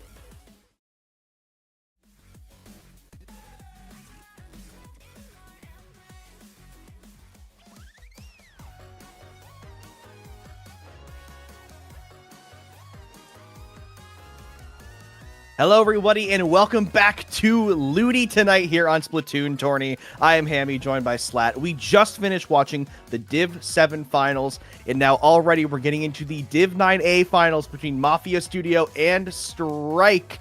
Slat, how you doing today? I am doing pretty good. I'm excited to watch these two teams duke it out today. I'm not going to lie. I've been doing a little bit of research on the teams, and I'm excited. I haven't really commentated the finals before. This should be good. Finals are always fun to commentate for sure. Now, if you've been doing a little bit of research, do you have any juicy information on these teams? Something that the viewers at home might not know about them? Something, very exciting is both teams have won every single one of their sets. They haven't dropped a single set. And for their map wins, Strike has an 80% win rate. They've only dropped, I believe, 10 maps. Whereas, oh shoot, I'm struggling. Mafia Studio only went down 3 maps. So these teams both dominated Div 9A, and I'm really excited to see them go head to head. And something to note too, Mafia Studio, those 3 games were in the group stage. Mafia Studio has not lost a single match the entire playoff of this season, going 3 straight games against Inc. 95, Malibu Rising, and Riptide with dropping a game. So both these teams have fought their way to this finals, neither of them dropping a single set, as you mentioned. So we have no way of knowing how this is going to go. We don't know if one of these teams is just going to be miles better above the opponent, or if it's going to be a close game. I'm really hoping for the latter there. I want this to be a nice, close game, go the distance, and not just give us a stomp on stream. As we're already getting into the match, these teams are ready to go. Splat zones on Hagglefish Market. Looks like we got a pencil for Strike's cooler, and we've got Headit for Mafia's. Seeing anything interesting here, Hammy? Any interesting weapons? I'm immediately looking at the Ink Brush. I used to play a lot of Ink Brush. It's a very fun weapon, very fast-paced. Not something you see as commonly as some of the other rat weapons. You know, we're looking at the Carbon on the other side, on the side of Strike, which is what you most normally see in that position. But the Ink Brush and Fiery Ocean definitely going to be something to watch out for, at least if you're a player on the side of Strike. But Strike already in control of the zone and have a bit of map control. But here comes Fiery Ocean, zigzagging back and forth, but walking straight through the zone. Not going to give them any of the cover or the stealth that they were looking for. Will go down. Strike still in control of the map. Yeah, I'm seeing a lot of purple on the map right now. Strike is doing a great job at painting the map to make sure they have a lot of good control. However, we weren't able to really do much with Mafia Studios push in there, as it looks like they got a delayed wipe. Yeah, it may be a delayed wipe. At the very least, it made the members of Mafia Studio back up and have to respect the space that we're being given. Now, already, Strike trying to get back in. Mafia Studio do have control. Actually, sorry, it would be Mafia Studio was one that locked out Strike. I got it backwards there. We're warming up here. It's game 1. You see, normally the players have to warm up for within these best of 9 sets. The commentators, we also have to kind of get into the mojo. Yeah, absolutely. Here in middle, neither team really getting a commanding position, which for Mafia Studio, they're really hoping to get through here. So they're about to get through the penalty, start to get a lot of points. But Strike are holding on for dear life. They do not want Mafia Studio to continue this push. No, and you see the crab comes out on the side of Mafia Studio to try to keep the zone, but it looks like we got an Ultra Stamp coming from behind. So many people are going down at one side. We're 2 down on both sides. The zone is going back and forth a lot right now, although it looks like Mafia Studio was able to hold on and break that penalty and get it down a couple more points before Strike taking it and giving them a little bit more of a penalty there. Get a little bit more of a penalty. Now Strike already getting through and starting to count down less than 20 ticks to get a lead. They will hold in the zone. Here comes those strikes from Nelly, which will push back Mafia Studio. But unfortunately, the zone does get painted out, but does not flip. Nezu walking through with this Carbon Roll, trying to pick off Fiery Ocean before they can do anything, and does manage to end up with a 2-for-1 in their favor. That is a lead for Strike, but not by much. Yeah, as we see, Mafia Studio just now takes the zone for only a second, but with a crab and tri-strikes, but Strike over here jumping in and immediately taking the zone back. Mafia Studio's kind of struggling, but oh, look at that hammer throw. It hit the cooler. Ooh, you hate to see it. Hate to see it, indeed. Again, neither team really getting a commanding position in this game. Usually, Hagglefish market zones, you eventually see one team just get that lockout and keep the other team on their plat. But we haven't really seen that yet this game. Strike are currently still in the lead, but aren't able to push away Mafia Studio. They're playing as stubbornly as possible. Hazrat getting the pick there while getting pushed out. Rest of the team following suit. Fiery Ocean unable to find any value with that hammer, but does allow Saihara to get in a good position on that head and try to paint up the zone. There goes the sodas. Here comes the jumps. Mafia Studio are back together, and they're looking to push in with the strikes. Yeah, it looks like if they could coordinate well here, they could easily knock down and get their penalty down far enough. As you can see, they're about to drop it. Although it looks like Strike is throwing their strikes out to try to take the zone. Is it going to be enough? They have one penalty they have to break through. Looks like Saihara is going to repaint the zone so they can break through penalty. And it looks like they might take the lead here, Hammy. They get a lead, and they more did. Importantly, they do manage to get the lead, but getting taken out by the Zuka. But they have the numbers advantage now. It's just Sorry left on that wiper, but jumps coming in from Mafia Studio. This is the closest we've seen to a lockout so far in this match. They haven't really pushed them into their base, but they're holding the zone longer than anyone else has before in this match. 10 ticks left. Can Mafia Studio take game one here? They're trying to paint the zone, but with those strikes coming in, they will still hold the zone. Once again, it's Sorry by themselves as the wiper, and with getting a pick, unable to get the zone. And with two near wipes in a row, Mafia Studio confirmed that game one. Yeah, I was gonna say, and even with the Strike knocked out, I think, 3 of Mafia Studio, but it just wasn't enough because of how close they were to finishing. They should have focused on the zone before getting those picks. But I mean, it is what it is. That was a really close match, honestly. For a sec though, I thought Strike had it locked down, but Mafia Studio really pushed back in and showed them like, hey, we're taking this just as seriously as you guys. Yeah, and it goes back to what I alluded to a couple times in that match is we never saw that game-defining push, that game-defining position from either team. You know, we saw a couple picks here and there in these replays, even seeing 2, even 3 players going down on either side. But there was never a position where one team got pushed up and kept the other team locked out and away from the zone. Even the game-winning push from Mafia Studio, they didn't lock Strike out. They just stood in the zone and formed a defensive line that Strike couldn't get through without going 3 players down, unable to paint the zone. Yeah.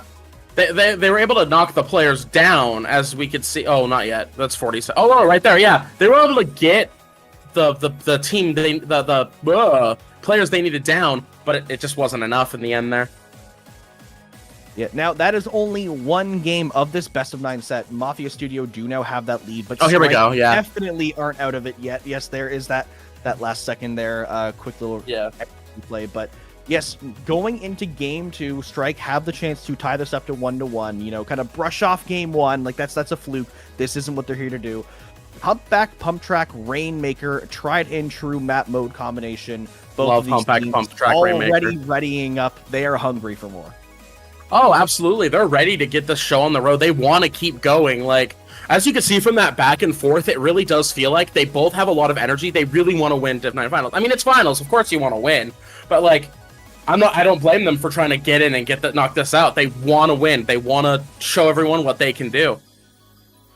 Yeah, definitely. And, I mean, that's what LUTI is. It is a league. It is, let's pit all these teams at a similar skill level together and fight it out to see who's the best. So definitely here to prove a point, here to prove that they deserve higher than Division 9, you know, in this lower level. That's kind of what you're always aiming for. And especially being streamed in the finals, this is where you want to kind of show off and prove to the viewers, the commentators, everyone what you're made of. Because in this lower level Splatoon, we don't really recognize these players as much. So this is how they introduce themselves to us. This is them making a good first impression on their opponents and on the rest of the community at large. So really got to make a good showing here today. Mafia Studio already up 1 game, doing great at that. But with how close that game was, this set really could go either way. I mean, and this is also like when you're being streamed, this is where you get your fans. This is where you get your followers. Like, this is where you get, ooh, I want to see Mafia Studio win. I want to see Strike win. And that's really exciting to see. And it looks like we're going straight into game 2 Rainmaker on Humpback, Pump Track. Let's see if we got any different weapons. Oh, we got a Range Blaster on the side of Strike. Oh, never mind, on the side of Mafia Studio. Yeah, Mafia Studio bringing out the vanilla Range Blaster. Interestingly, not bringing out the custom Range Blaster with the Kraken. You know, that's probably more common on Rainmaker, but every weapon is in the game for a reason. People have their preferences. Already a very aggressive positioning on the side of Mafia Studio. I believe Fiery Ocean getting into the base of Strike, making a player jump out immediately. Saihara with the Rainmaker hesitated because they weren't sure if somebody was watching the checkpoint, but no one was there. But that's only something that we would know, being able to see the names of the players above them through the wall.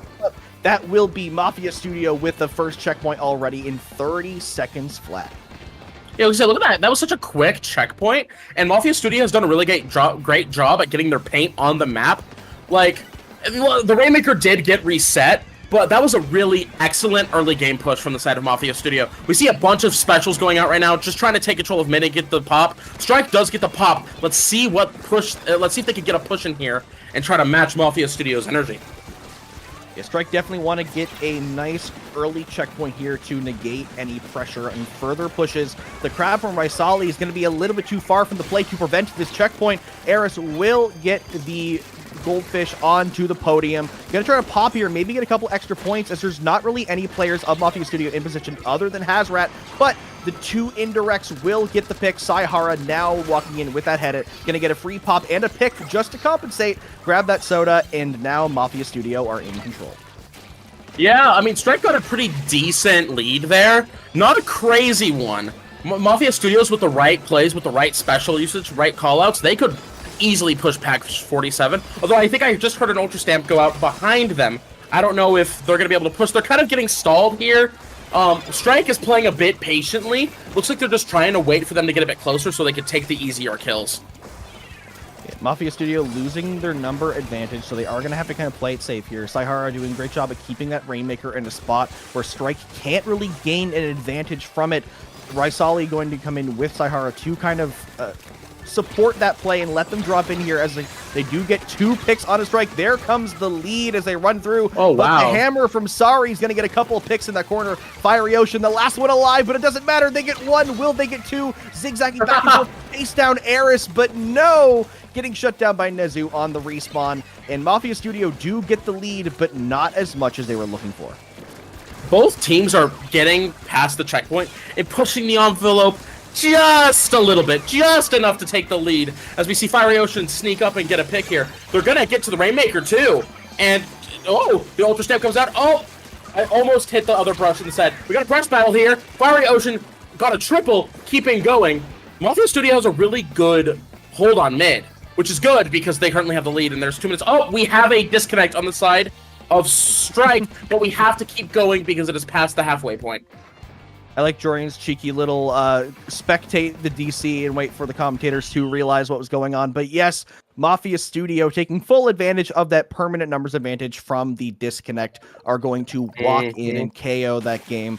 An unfortunate ending there for Strike, but they're not down and out yet. As long as, assuming internet problems are not going to be a persistent matter in this game, a 2-0 is something that's not impossible to come back from, but it's definitely not comfortable.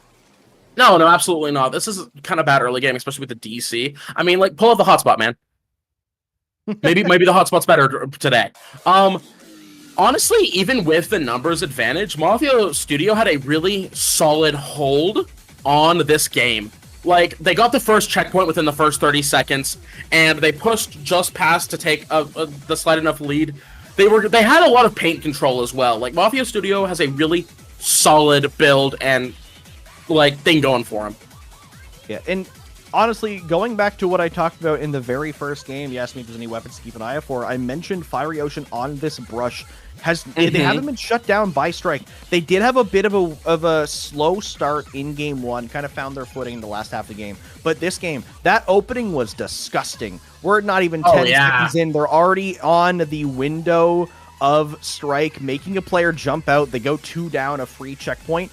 And then just watching Fiery Ocean not get shut down and get so much value, even when not really playing stealthy. They are just kind of brazenly walking forward and zigzagging and just walking through the shots of Strike, and they're not punishing it as much as they realistically could be. So that may be one of the methods for Strike to kind of get back in this game is shut down the brush and punish any mistakes that Mafia Studio have been making.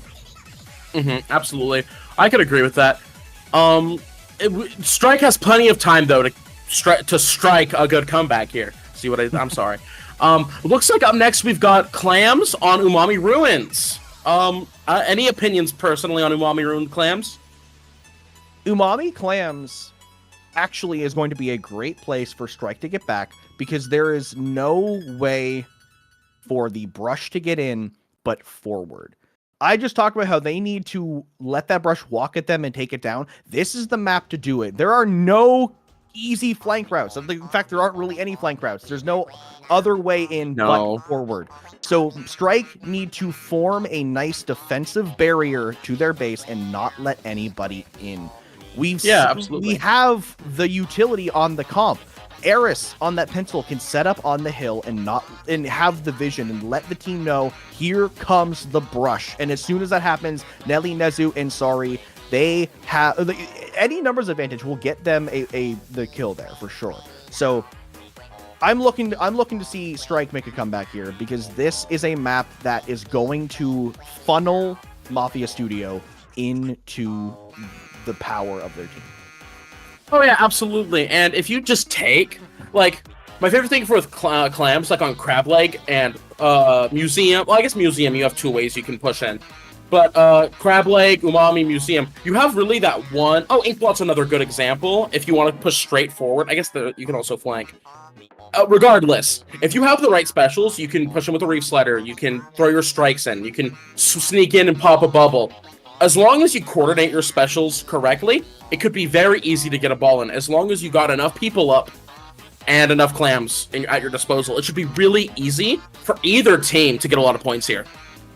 Yeah, and we've seen, semblances of coordination on both sides. In that last game, Strike did a great job at holding their elbow before the DC. We saw multiple times Mafia Studio try to walk in and getting shut down. Sorry with the hammer coming in straight through and blocking up that entire section while having the rest of the team backing up in that position. These teams can coordinate, but in a mode like Clam Blitz, you're going to have to coordinate extra well because you have to manage the economy and you have to get into position in the opposing side's base, which is no small task. It looks like we're keeping a lot of the same weapons here. I don't know if the carbon was there last game, but it was in the first set. Already immediately going forward and heading towards mid to get as many clams as possible. We're trying to see who draws first blood here. It looks like both teams are pretty equal. They're just trying to paint the middle and just get the clams they need to get a ball ready. I was gonna say both teams have enough for a clam, but we got first someone down on the side of Mafia Studio. It's a pretty even game right now. First 30 seconds. Yeah. This is kind of what we've been seeing so far, especially in game one, is just like an even, skirmish in the beginning. No team really getting that oppressive position, though we do see Fire Ocean going down, but Nezu going down as well. Both teams losing their most aggressive weapon, but a push through from Nelly is actually going to take down another player and get a bit of position for Strike, but losing two members is not how they wanted to end that push, but actually getting a numbers advantage off camera. Now Eris is pushed up. And actually, something to notice here is Eris is on a wiper and not on the pencil. They've switched out with Sari. Oh yeah, huh? I didn't realize that. Yeah, instead of the pencil for cooler, we got headed. I didn't really notice that. Yeah, so Sari was playing wiper and is now playing headed, and Eris was playing pencil is now playing wiper. So a little bit of a mix-up there that even I didn't catch, and that will give Strike a much more aggressive position or aggressive flow to how their team's going to play, as we're seeing already getting the first break of the game, looking for a second as they get yet another numbers advantage, and this is a completely different story than we've seen from the first two games. Yeah, and already we've gotten two balls in, and they've almost made it to halfway through their points. As we're going past the point, they do get wiped, but that is a strong start. Only 2 minutes into the game. They have 3 minutes left, but they're already past the halfway point. As long as Strike has a really good, as good as a defense as they do offense, this game could go in their favor. We've all witnessed how volatile clams can be, so Mafia Studio still have a very large potential to win this game, but 43 points remaining is nothing to scoff at for Strike. Now they have to have this defensive line. This is what I alluded to before the game started. They need to be able to hold this position. They did it well in Humpback Pump Track, but they need to find a way to lock Mafia Studio out of their own base. Here comes the Soda. Fiery Ocean's going to run in. Support from Saihara painting over the hill. Will get the break, but 3 players down. But Saihara trades on their way out the door, giving space for Fiery Ocean to jump in, grab the ball, run it through, but not make it in time. They did what Ink Brushes do best, but the clock was against them. Strike taking back mid. Yeah, I was gonna say if Fiery Ocean was able to get that ball in, that would have been an excellent first push for Mafia Studio. A bit of a flex of their power there too, but Strike did get a delayed wipe on them, and that was enough to just make it to where they only got 1 ball in. The cooler comes out on the side of Mafia Studio, but Strike follows in with their strikes themselves, trying to keep Mafia Studio as far back as possible while they try to group up and it looks like try to push out. They have a ball ready, so all they have to really do is start getting picks now. Yeah, and picks, the picks are coming in from the side of Strike as they're starting to push out here and pick off a couple members of Mafia Studio, but Mafia Studio flipped the page on them, and now they are going to actually get the numbers advantage. But we've seen Strike holding this position really well so far this game. That's exactly what they needed to get back in this game. But Mafia Studio are relentless. They are trying to find anything that will get them in here. Realistically, they should try to find some specials, you know, maybe get that wave breaker from Hazrat and mix it with a crab and push away Strike. Because right now, they're just trying to tackle it with main weapons, and it's not working well for them. 2 players down. They have to just let some jumps come in, but they're not out of mid yet. They're still trying to make this push happen with less than a minute left. This is an excellent time for a push. Most of the team has been knocked back. They get a ball in, but is it enough to keep the momentum going? With just under a minute left on the board, it's 70-43 right now. If they could just get in and get a couple more clams in, this game is looking a lot more possible for Mafia Studio. But Strike's defense is really powerful. Like you were saying, they were only trying to use their main weapons. Oh my goodness, we got a disconnect on the side of Strike this time. Wait, was it on? No, yeah, no. Strike again has another disconnect. Strike did have the DC last time, yeah. So Strike once again having another disconnect, which isn't what they were hoping for here. They still have the lead. So, Eris uses the hammer, but goes down. Nelly does get the kill on the ball holder, but too late. The other ball goes in. That is the lead swap for Mafia Studio. Strike have to keep Mafia Studio away here because they need to get another push. There's 27 points until they get a lead. That is a ball and 3 clams. With overtime starting now, that is still doable, but no, Eris doesn't opt to save the ball. They need that power clam. They have a pity, but that second power clam is going to make it They do actually save it. Nelly, last frame, saves the ball, runs in, can't get in space to get the ball in or get a jump. Eris now has to walk forward, goes down. It's up to Sari on the head. It gets 1, but out of time. And they had the power clams, they had the economy, but they didn't have the numbers. And Mafia Studio are going to take game 3 over Strike. Oh my goodness. I was on the edge of my seat. I had my basically biting my nails towards the end there. Strike had such an amazing monopoly on this entire map. And the disconnect really did just make it to give just enough chink in their armor for Mafia Studio to push in and barely take the lead. Yeah, and the unfortunate thing too is I believe the player that disconnected was Nezu, their carbon roller player. I'm not sure if there was that case in both games, but losing that kill power and that aggression is especially rough when you're in that 4v3 scenario. You know, when you have that indefinite numbers disadvantage, you kind of want those aggressive weapons to be there. That's when you go like, all right, we're not holding anything back now. It's do or die. Let's get the picks and let's get this push going. And when you lose your Slayer, it really makes it much more difficult. Again, Strike almost had that game. They couldn't hold out the defense.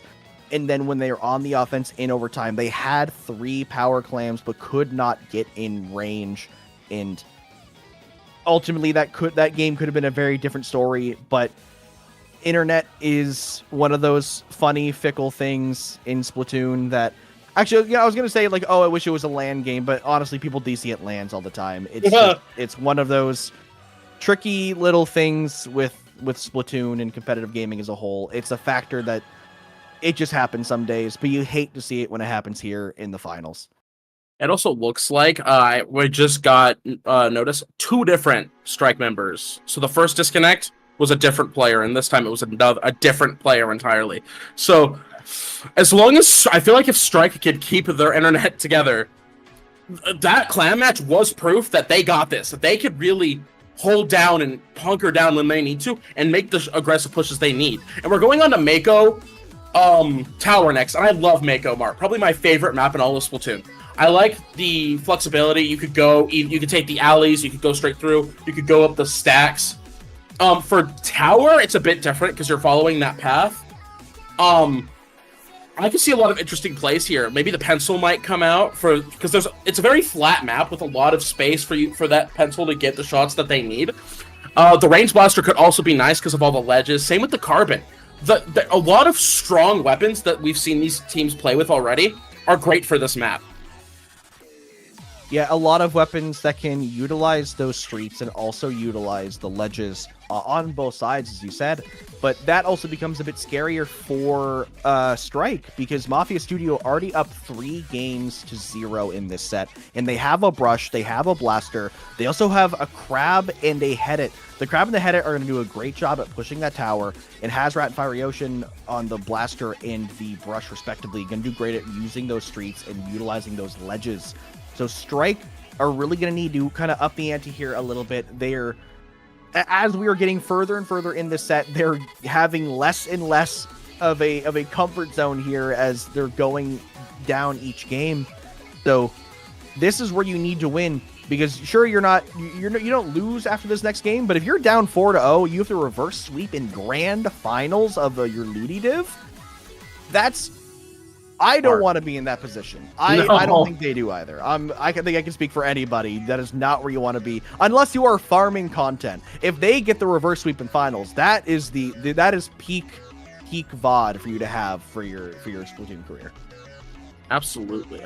I mean, hey, going 5-0 in finals would be. I mean, it's like on one side it's really unfortunate, but the other side, that's awesome. That would be great for Mafia Studio. And I'm not gonna lie, you said up the ante. I've been playing so much Balatro that like my brain for half of what you were saying was just like, oh. So I kind of spaced out for a second there, not gonna lie.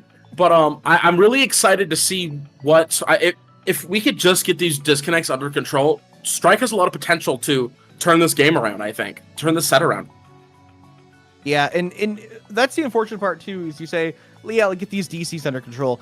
If only it were that simple, you know. It's one of those things where sometimes it's just you live in an area where you don't have access. You know, me personally, I grew up in the middle of nowhere in the woods, so I played competitive games for like almost 15 years at this point, and I had bad, terrible internet, like 10 megabit download speed most of my life, 999 ping on any game I played. It was terrible, and now I have nice, good internet because I'm an adult with a job and I can afford things. I moved to the city, but not everyone can.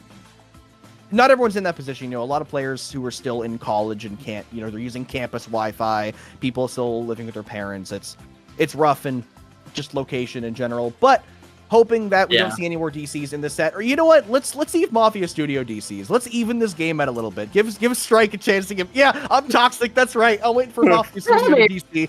I want Strike to get back in this. I want to see this set go the distance. I want to see a game 9. I would love to see a game 9. I always like to see game 9s. I like to yap. The longer I call me get selfish, the happier I am. Exactly. Yeah, we are very selfish here at Splatoon Tourney. Let it be known. But hey, whoa! Speak for the entire organization. Why don't you? Yeah, I'm pulling them all down. Yeah, Sarah Jorian here giving us a note. The streamer has to work. No game 9. So definitely some biases internally for Mafia Studio to win this quick.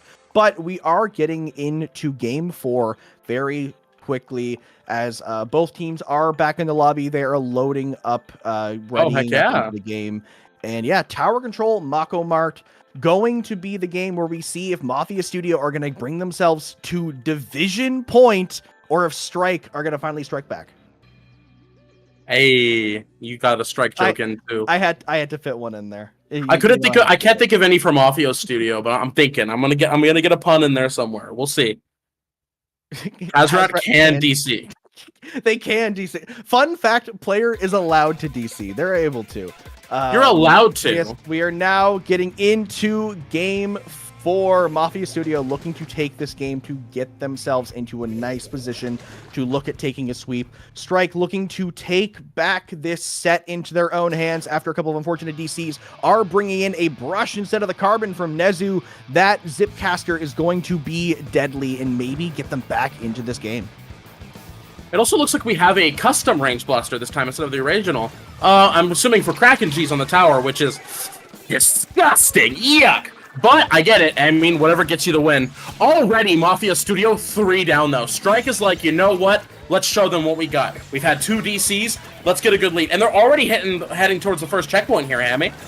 Yes, they're striking while the iron is hot, getting that first checkpoint already. Mafia Studio looking for a way in, but Fiery Ocean's going to come in this far left flank, already behind Nelly, get a free pick, but those strikes do come out. Here comes a crab, though. At least I do think I saw a crab. I could be mistaken. Rysali, though, walking up on the side. Mafia Studio are going to get back into mid already, only losing the 1 checkpoint and a couple extra points scored afterwards, but that's not going to get any value for Strike if Mafia Studio get a push of their own. But with Hazrat, last one alive, they do have a Kraken ready, but they're opting to save it and push back. Strike are still in control of the map and looking for a little bit more off of that first push. I will say, Strike did a pretty good job. Not only did they break the first checkpoint, they're really close to the second one. As you can see, they're pushing it right now. The Kraken does come out now to try to take it. Sorry, pushing him off. As they keep trying to get on, it's a back and forth. Sorry gets knocked out by the Kraken. They get it back. Nelly sneaking up with the T-Tag. We're getting a lot of tower back and forth. The Strikes come out. This is a very hectic tower game. We're seeing so much is going on. I'm overstimulated. The fights in the tower are hectic, but they're in the favor of Strike. Still no points on the board for Mafia Studio. Strike is looking to finally take a game in this series. Sorry, getting pushed off the tower by bombs, trying to keep their numbers advantage ready. Here comes the zip, though, from Nez, who's going to push away Saihara and take some space out of Mafia Studio's positions. 2 players push out of position on the side. The entirety of Mafia Studio can't even approach the tower. Strike are just keeping them away. This is the lockout we were looking for earlier. Fiery Ocean's behind the tower, but that last checkpoint is getting shredded through. 3 ticks until the win, and there it is. Strike are finally on the board.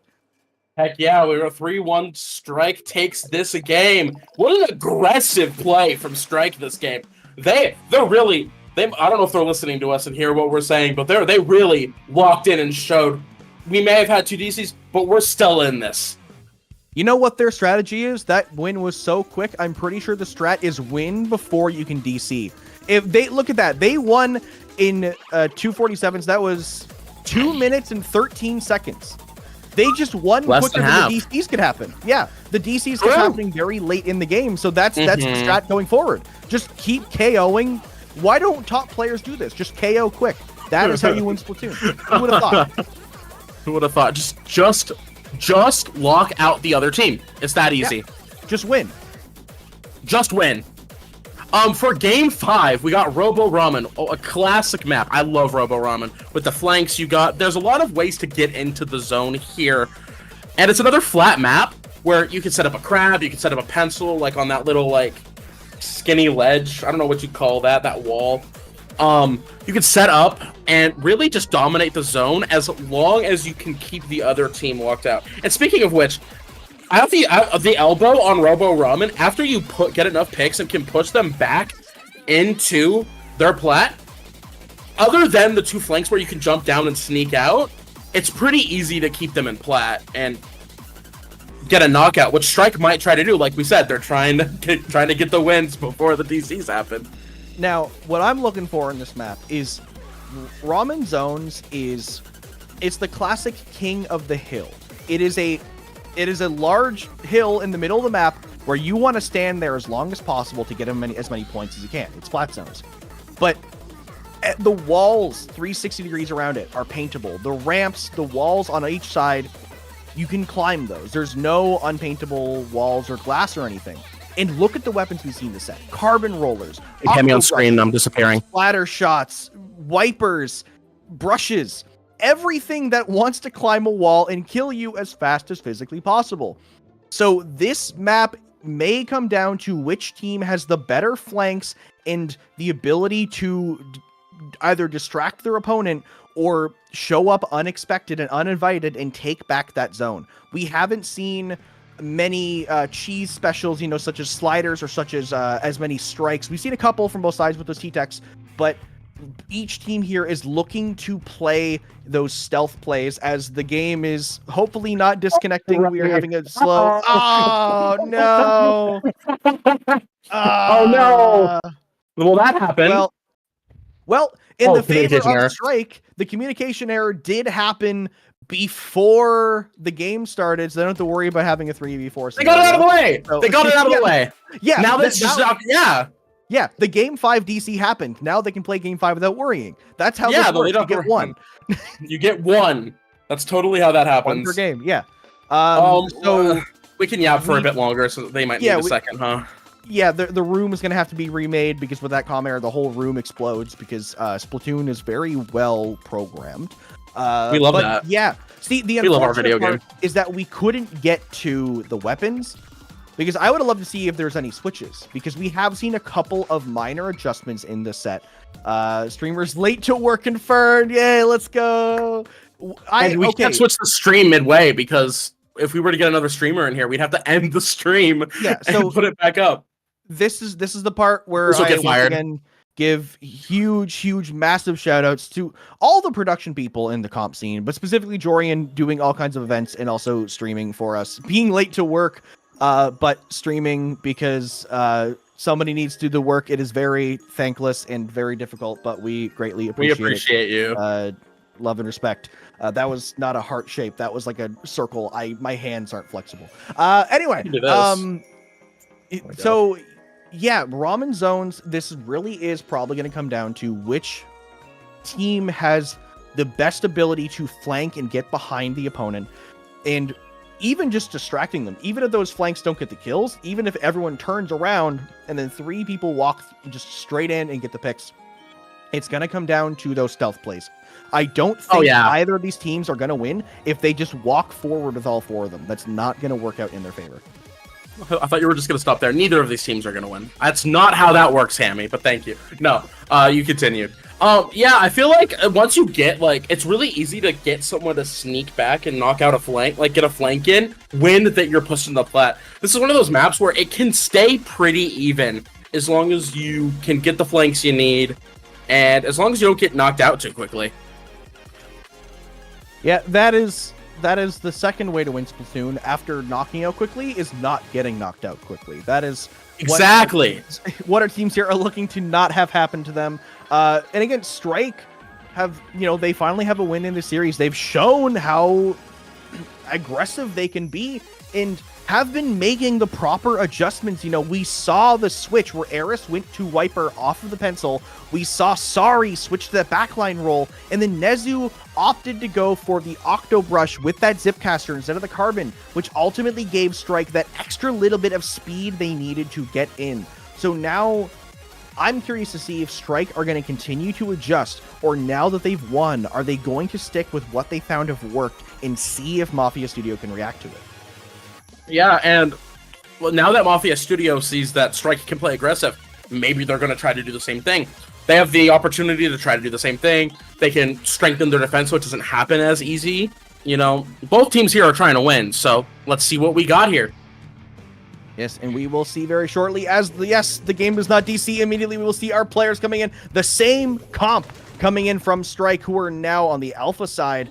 And no changes either. Actually, no, Mafia Studio are bringing in the Slosher from Hazrat rather than the Blaster, which I think is actually a very good pick because they're going to get those strikes. And look at Fiery Ocean already behind the side of Strike. They knew exactly they wanted to play it, but it did not work out in their favor. Now, Mafia Studio are painting up the map and getting that first cap as the colors at the top of the screen are flipped there. I believe they're getting changed there. Yes, thank you, production. Yeah, I was confused for a second. And I was like, oh, what's going on?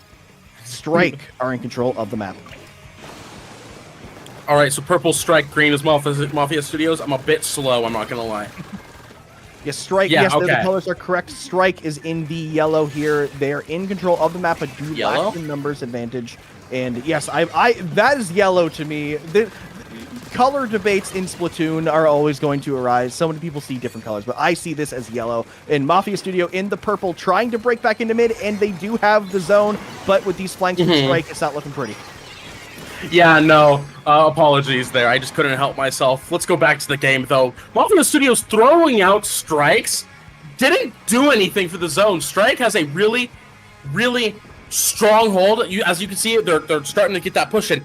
But instead of keeping them too far pushed back, they're staying close to the zone just in case they try to sneak in, which is honestly a smart strategy as to get the points ticked down. I'm not going to lie. Yeah, and anything that gets those points to tick away is what you want. Stalling out is the name of the game in Splat Zones, but Mafia Studio will get back in and not let the stall from Strike happen any longer.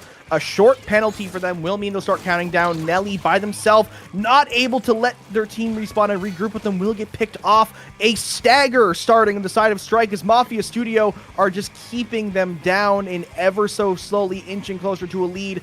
But here comes a flank from Eris on that wiper. Will it get any value, or will they shut it down? Well, I guess we'll just have to... it looks like it did get shut down. Mafia Studio take the lead here. Strike not wanting to let that happen. They try to get the strikes out.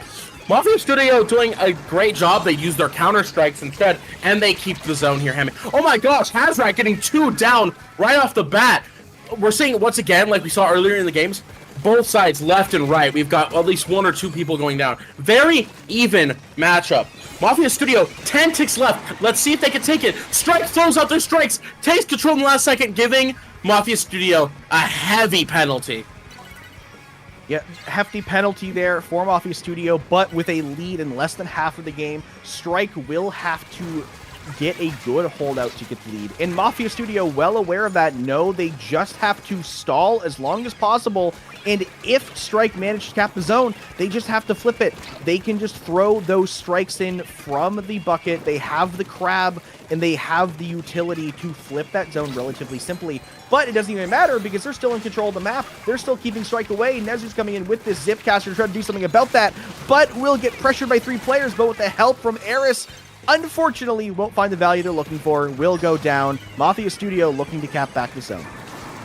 Yeah, honestly, this is the best opportunity they have. They have a heavy penalty to get through. They did get down so far in such little time. So shout out to Strike for being able to, I'm going to steal a joke from chat, counter-strike here, and get in, and they have the ability to, but Strike, once again, you see the stamp come out. There's a lot of back and forth here. It's honestly really exciting to see. Yeah, now already getting through that penalty. Strike looking to make a push for the lead here. A minute left in the game, but they go 2 players down, playing a little bit too aggressively, getting a jump in, but the strikes coming out may pick it off. No! Miraculously, they do live and keep the zone. Strike not getting the penalty applied, but the crab from Isali is going to make it so they can't even stay near the zone. Somehow keeping this alive. They are desperate to get a win here. They don't want to give Mafia Studio the division point. They need to keep this zone alive if they want to stay in this. Absolutely, and they have the ability to. All we have to do is just hold the zone. 5, 4, 3, 2. They take it. Now let's see if we can get a knockout from Strike here, and we do. Shout out Strike. Our 5th game goes to Strike. We are currently at 3-2. Oh my goodness, they're starting to bring it back, Hammy. Finally back in this series. They've gotten the DCs out of their system. Like we said earlier, there's only 1 allowed per game. So if that DC comes out when the game starts, you can just replay it and you're fine. And now I'm also assuming that there is a different host because this time Strike is on the alpha side, and usually that only happens because the person who's hosting the room just puts their team as alpha because it's the quickest thing to do. So I'm going to assume that there is a host swap. So maybe we won't see any more DCs coming forward. I'm being way too hopeful considering we're playing Splatoon. But Strike very close to tying up this set 2 games back to back in their favor, and the momentum is on their side as well. Yeah, absolutely. And as we're going into Game 6 on Rainmaker Scorch Gorge, first of all, shout out a fellow commentator 6 for that Counter-Strike joke. I see you. I just didn't want to interrupt the flow. I'm not going to do that now. Host swap, yes. Curse to G9. G9. Thank you, streamer. We appreciate you, Jorian. Appreciate you so much. But shout out 6. You're awesome. Anyways, back to commentating. Rainmaker, Scorch. We got two checkpoints on this one. One's really risky. One's super duper safe. What do you think here, Hammy? I think that, honestly, this bridge is going to be very important because we have seen that neither of these teams let the other team walk straight into them. We saw it in Clam Blitz on we saw it in Clam Blitz on Umami. We saw it here in Ramen Zones. Time and time again, even the Rainmaker Humpback for the DC. We've seen it, that these teams cannot just take the straightforward path. I think that either team is able to utilize the bridge, either with the Rainmaker, or even getting a player across it to give leverage to the Rainmaker player, taking the hill into the other side's base, is going to do them wonders. The bridge, even though it's risky, it's going to yield a high reward.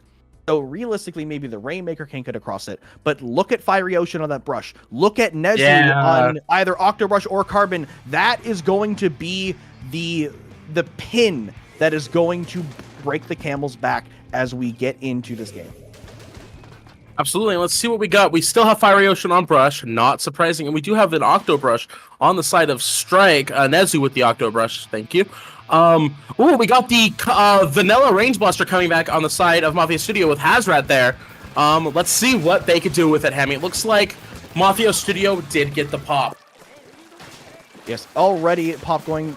No, but Strike are in control of the middle of the map. Again, Strike have been on this same comp they've been running the last few games. They won with it, and they've been rolling with it. It's working wonders for them. As Mafia Studio getting pushed back into their base, but Raisali has other plans with that crab and the soda out, is going to push away Strike. 2 players down. Nezu still trying to shark on the bit on that left side, maybe see if they can catch a player out of position.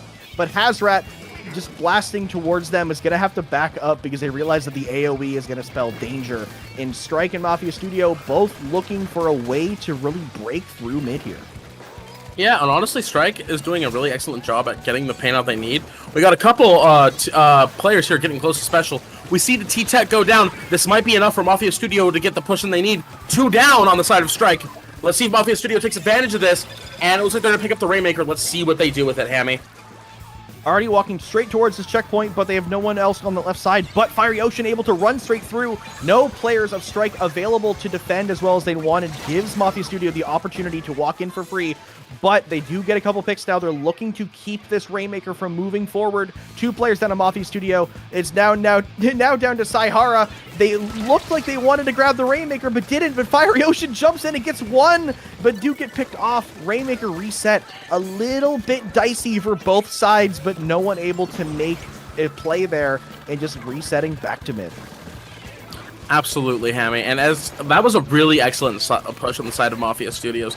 Shame they weren't able to get past the checkpoint, but now this gives Strike a chance to let's push the envelope a little more, like we did in Humpback. Let's push that Rainmaker just a little more. As you see, they're doing a great job pushing in. They do go 3 down immediately. Eris pulls out. We get a delayed wipe. Eris pulling out the hammer. It's not enough. Mafia Studios has a chance to get a really decent push here because of that delayed wipe. Yeah, and we saw exactly what I was talking about there. Strike had the advantage. They walk forward together and they get picked off all at once. They really do need somebody to go on that side and potentially distract Mafia Studio, maybe even get some picks. So we're looking to see either Nezu or Eris be the one to take that position. But Eris saying, never mind, getting a double by themselves on the defense. Sorry, dropping the soda for their team. Gonna pop that Rainmaker, probably grab it as well, and start moving this Rainmaker forward as now Strike get another chance to take this checkpoint with 2 minutes, 10 seconds left in the game. Absolutely. It looks like they have a really good chance to get the checkpoint here. Honestly, all they really have to do, they're 2 down. I would back up here personally. But it looks like they're going to try to go for the push here and get that trick. We got the Octobrush, get the Zipcaster out to try to cause a distraction. We get the lead from Strike here as they push it in. Like I said, pushing that envelope just a little bit, just enough to get the lead. Nezu still going crazy. Octobrush hasn't gone down yet. 2 down Mafia Studio. Everyone's jumping into Octobrush. They want to keep this push going, Hammy. excellent moves from the side of Strike. Strike have pulled out the aggression we saw in games 4 and 5, opting to just give jumps to the two teammates who went down onto Saihara, let Nezu distract the other team while those jumps landed, and ultimately get another push that made them get a lead. But it's not a super commanding lead. If they get wiped out, that could be an easy victory for Mafia Studio. So right now, the most important thing for Strike is to keep the numbers advantage alive. You need to have at least 2 players alive, because realistically, if you go further than that, you're basically gonna get pushed out, staggered, and just lose the game. With a minute left, they're still holding mid, they're still keeping a good position, and it's looking good for them so far. Yeah, honestly, this is the best time to just hold the line, although it looks like Mafia Studio is doing a great job at knocking them down. They're 3 down here. Era's just trying to keep them as far back as possible as Sahara pushes forward with the Rainmaker. They might get the lead here. I can't tell. They're right there. They barely take the lead with 30 seconds left on the clock, Cammy. If Strike wants to do anything here, they gotta do it now. That's the stagger I was talking about. They win a couple players down, they try to fight it, and they keep jumping in and dying. And now Mafia Studio continuing that stagger, getting it all the way to 23, less than 20 seconds left in this game. Strike, they really want to win this game to try to tie up this set, but they have to make a big overtime push here. Opting to not grab the Rainmaker. Are they going to let it reset? Okay, good. They do grab the Rainmaker. There would not have been enough time to get an overtime with the Rainmaker reset there. So this is the last push. Sorry is the one holding your goldfish here. But Fiery Ocean running straight through all of Strike, but kicking off Nelly, throwing a hammer. Oh, just barely missing Sorry, and they will live for now. But overtime is ticking down. 40 seconds left in this game to determine how the rest of this game is going to go. That's enough time for them to push forward. As you can see, they immediately go into 2 down, but traded the Octobrush for it. 3 down on the side of Mafia Studio. If they can get the picks they need, they can push, but they just need to do it right here, right now. They need to push hard, and they need to get picks now, Hammy. They need to get these picks, and they're out of time. Here comes Hazrat, though, on the side, trying to get the Rainmaker, and they do. Enough AoE blasts will eventually whittle them down, unable to get picked off by the defender. In Mafia Studio, with a last-minute push and an overtime hold, are gonna go to division point, as they now need 1 more win to take it all home. That was an amazing match to watch. The plays on both sides, especially towards the end there, that hammer was so close to knocking out Sorry. That would have been an amazing clip. My bad. I just had to put that out there. The back and forth. Go ahead. Yeah, I was gonna say it would have been a great hammer throw to tell your kids about, as you managed to pick off the Rainmaker blindly while throwing it after getting a pick too. Like I got scared 4-strike when they let Fiery Ocean run that so far forward, but they did manage to let that overtime push go much further. But again, not able to make it all the way. Eventually getting picked off by Hazrat. And Strike, they definitely had a good bearing in that game, but Mafia Studio finally finding their footing in this set once again, ending that streak that Strike had going.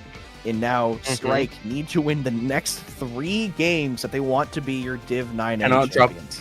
Cannot drop a single game here. Oh, are we skipping the game? Well, it looks like our next game is Clam's Museum, not Undertow Tower. We were talking about Clam's Museum just a second ago, I believe. How you have that riskier block, you can jump up and take that push, or you can push them with specials, go up that ramp, use spinner to protect yourself, and it's good. I don't know, does it spin during Clams? The spinner spin, yeah. Yeah, so both teams can use it as defense. Why are you smirking like that? Don't. It's because I was like, I called them a spinner. Like, yeah, the spinners spin. This is a physics. They're spinny. They spin. They rotate. Often, all 360 degrees. But using both, it gives a defensive point for both teams to use. And yeah, honestly, I'm excited to see what Strike does. They have to like really lock in, because they go down 1 game, it's over. So I'm really excited to see if they do those exciting pushes. We're about to find out right now, Hammy. Yeah, interesting thing to bring up as well is sure, those spinners can be used for defense, but also they're great offensive tools. Being able to climb up on the spinner and score to the basket from the grates on the side is a great place to score a lot of points, even jumping across to that top side. But here we see Fiery Ocean already running straight through. And we already know what's gonna happen, and they both brushes doing the same thing, and both of them getting punished equally for the attempt. Both teams, we're in game 7. Both teams are used to it by this point. Yeah, they're definitely used to the, like, oh, there's a brush that they're gonna flank. Although I don't think it was the brush, I think it was the wiper. I couldn't really tell because of how far out we were. But I'm really excited to see what we got here. It looks like Strike already has a solid hold, and they could get a ball in here. Let's see what they do, Hammy. Yeah, Nelly makes the power clam, does throw it in, tries to survive but can't. 2 players down on Strike, but 1 probably jumping in. Sorry, making another ball. Deja Vu making a ball over the spinner and getting it in. Nezu ending the zip right into a wave breaker. I think going down to the wave breaker as well. Hazrat walking a bit forward by themselves and getting punished by Nelly as Strike still have an orange map and a lead. Yeah, they have a lot of control on the map here. As long as they just keep this going, they could wait out the timer. But if they can keep these aggressive plays going... Ooh, excellent dodge of that stamp by... Oh my gosh, a trip! Oh, so much is happening, I can't keep up! Yes, that is the classic press ZR on a brush, and you will receive the triple kill. Now, Strike, though, Nezu is the last one alive. They are the first back, so there's a delayed wipe from Mafia Studio, and already pushing up, but Hazrat getting picked down, not realizing how quickly Nezu would be back on that left side on the defense. They have a power clam +6 in their possession, so Mafia Studio are looking to get a couple picks and get in here, but Strike are showing us that they still have the defense they've shown us in the last couple of games and are keeping them away from their basket. Absolutely, and honestly, they still have a really solid hold on the map as long as they can keep this up. Oh, we got 2 down on the side of Strike.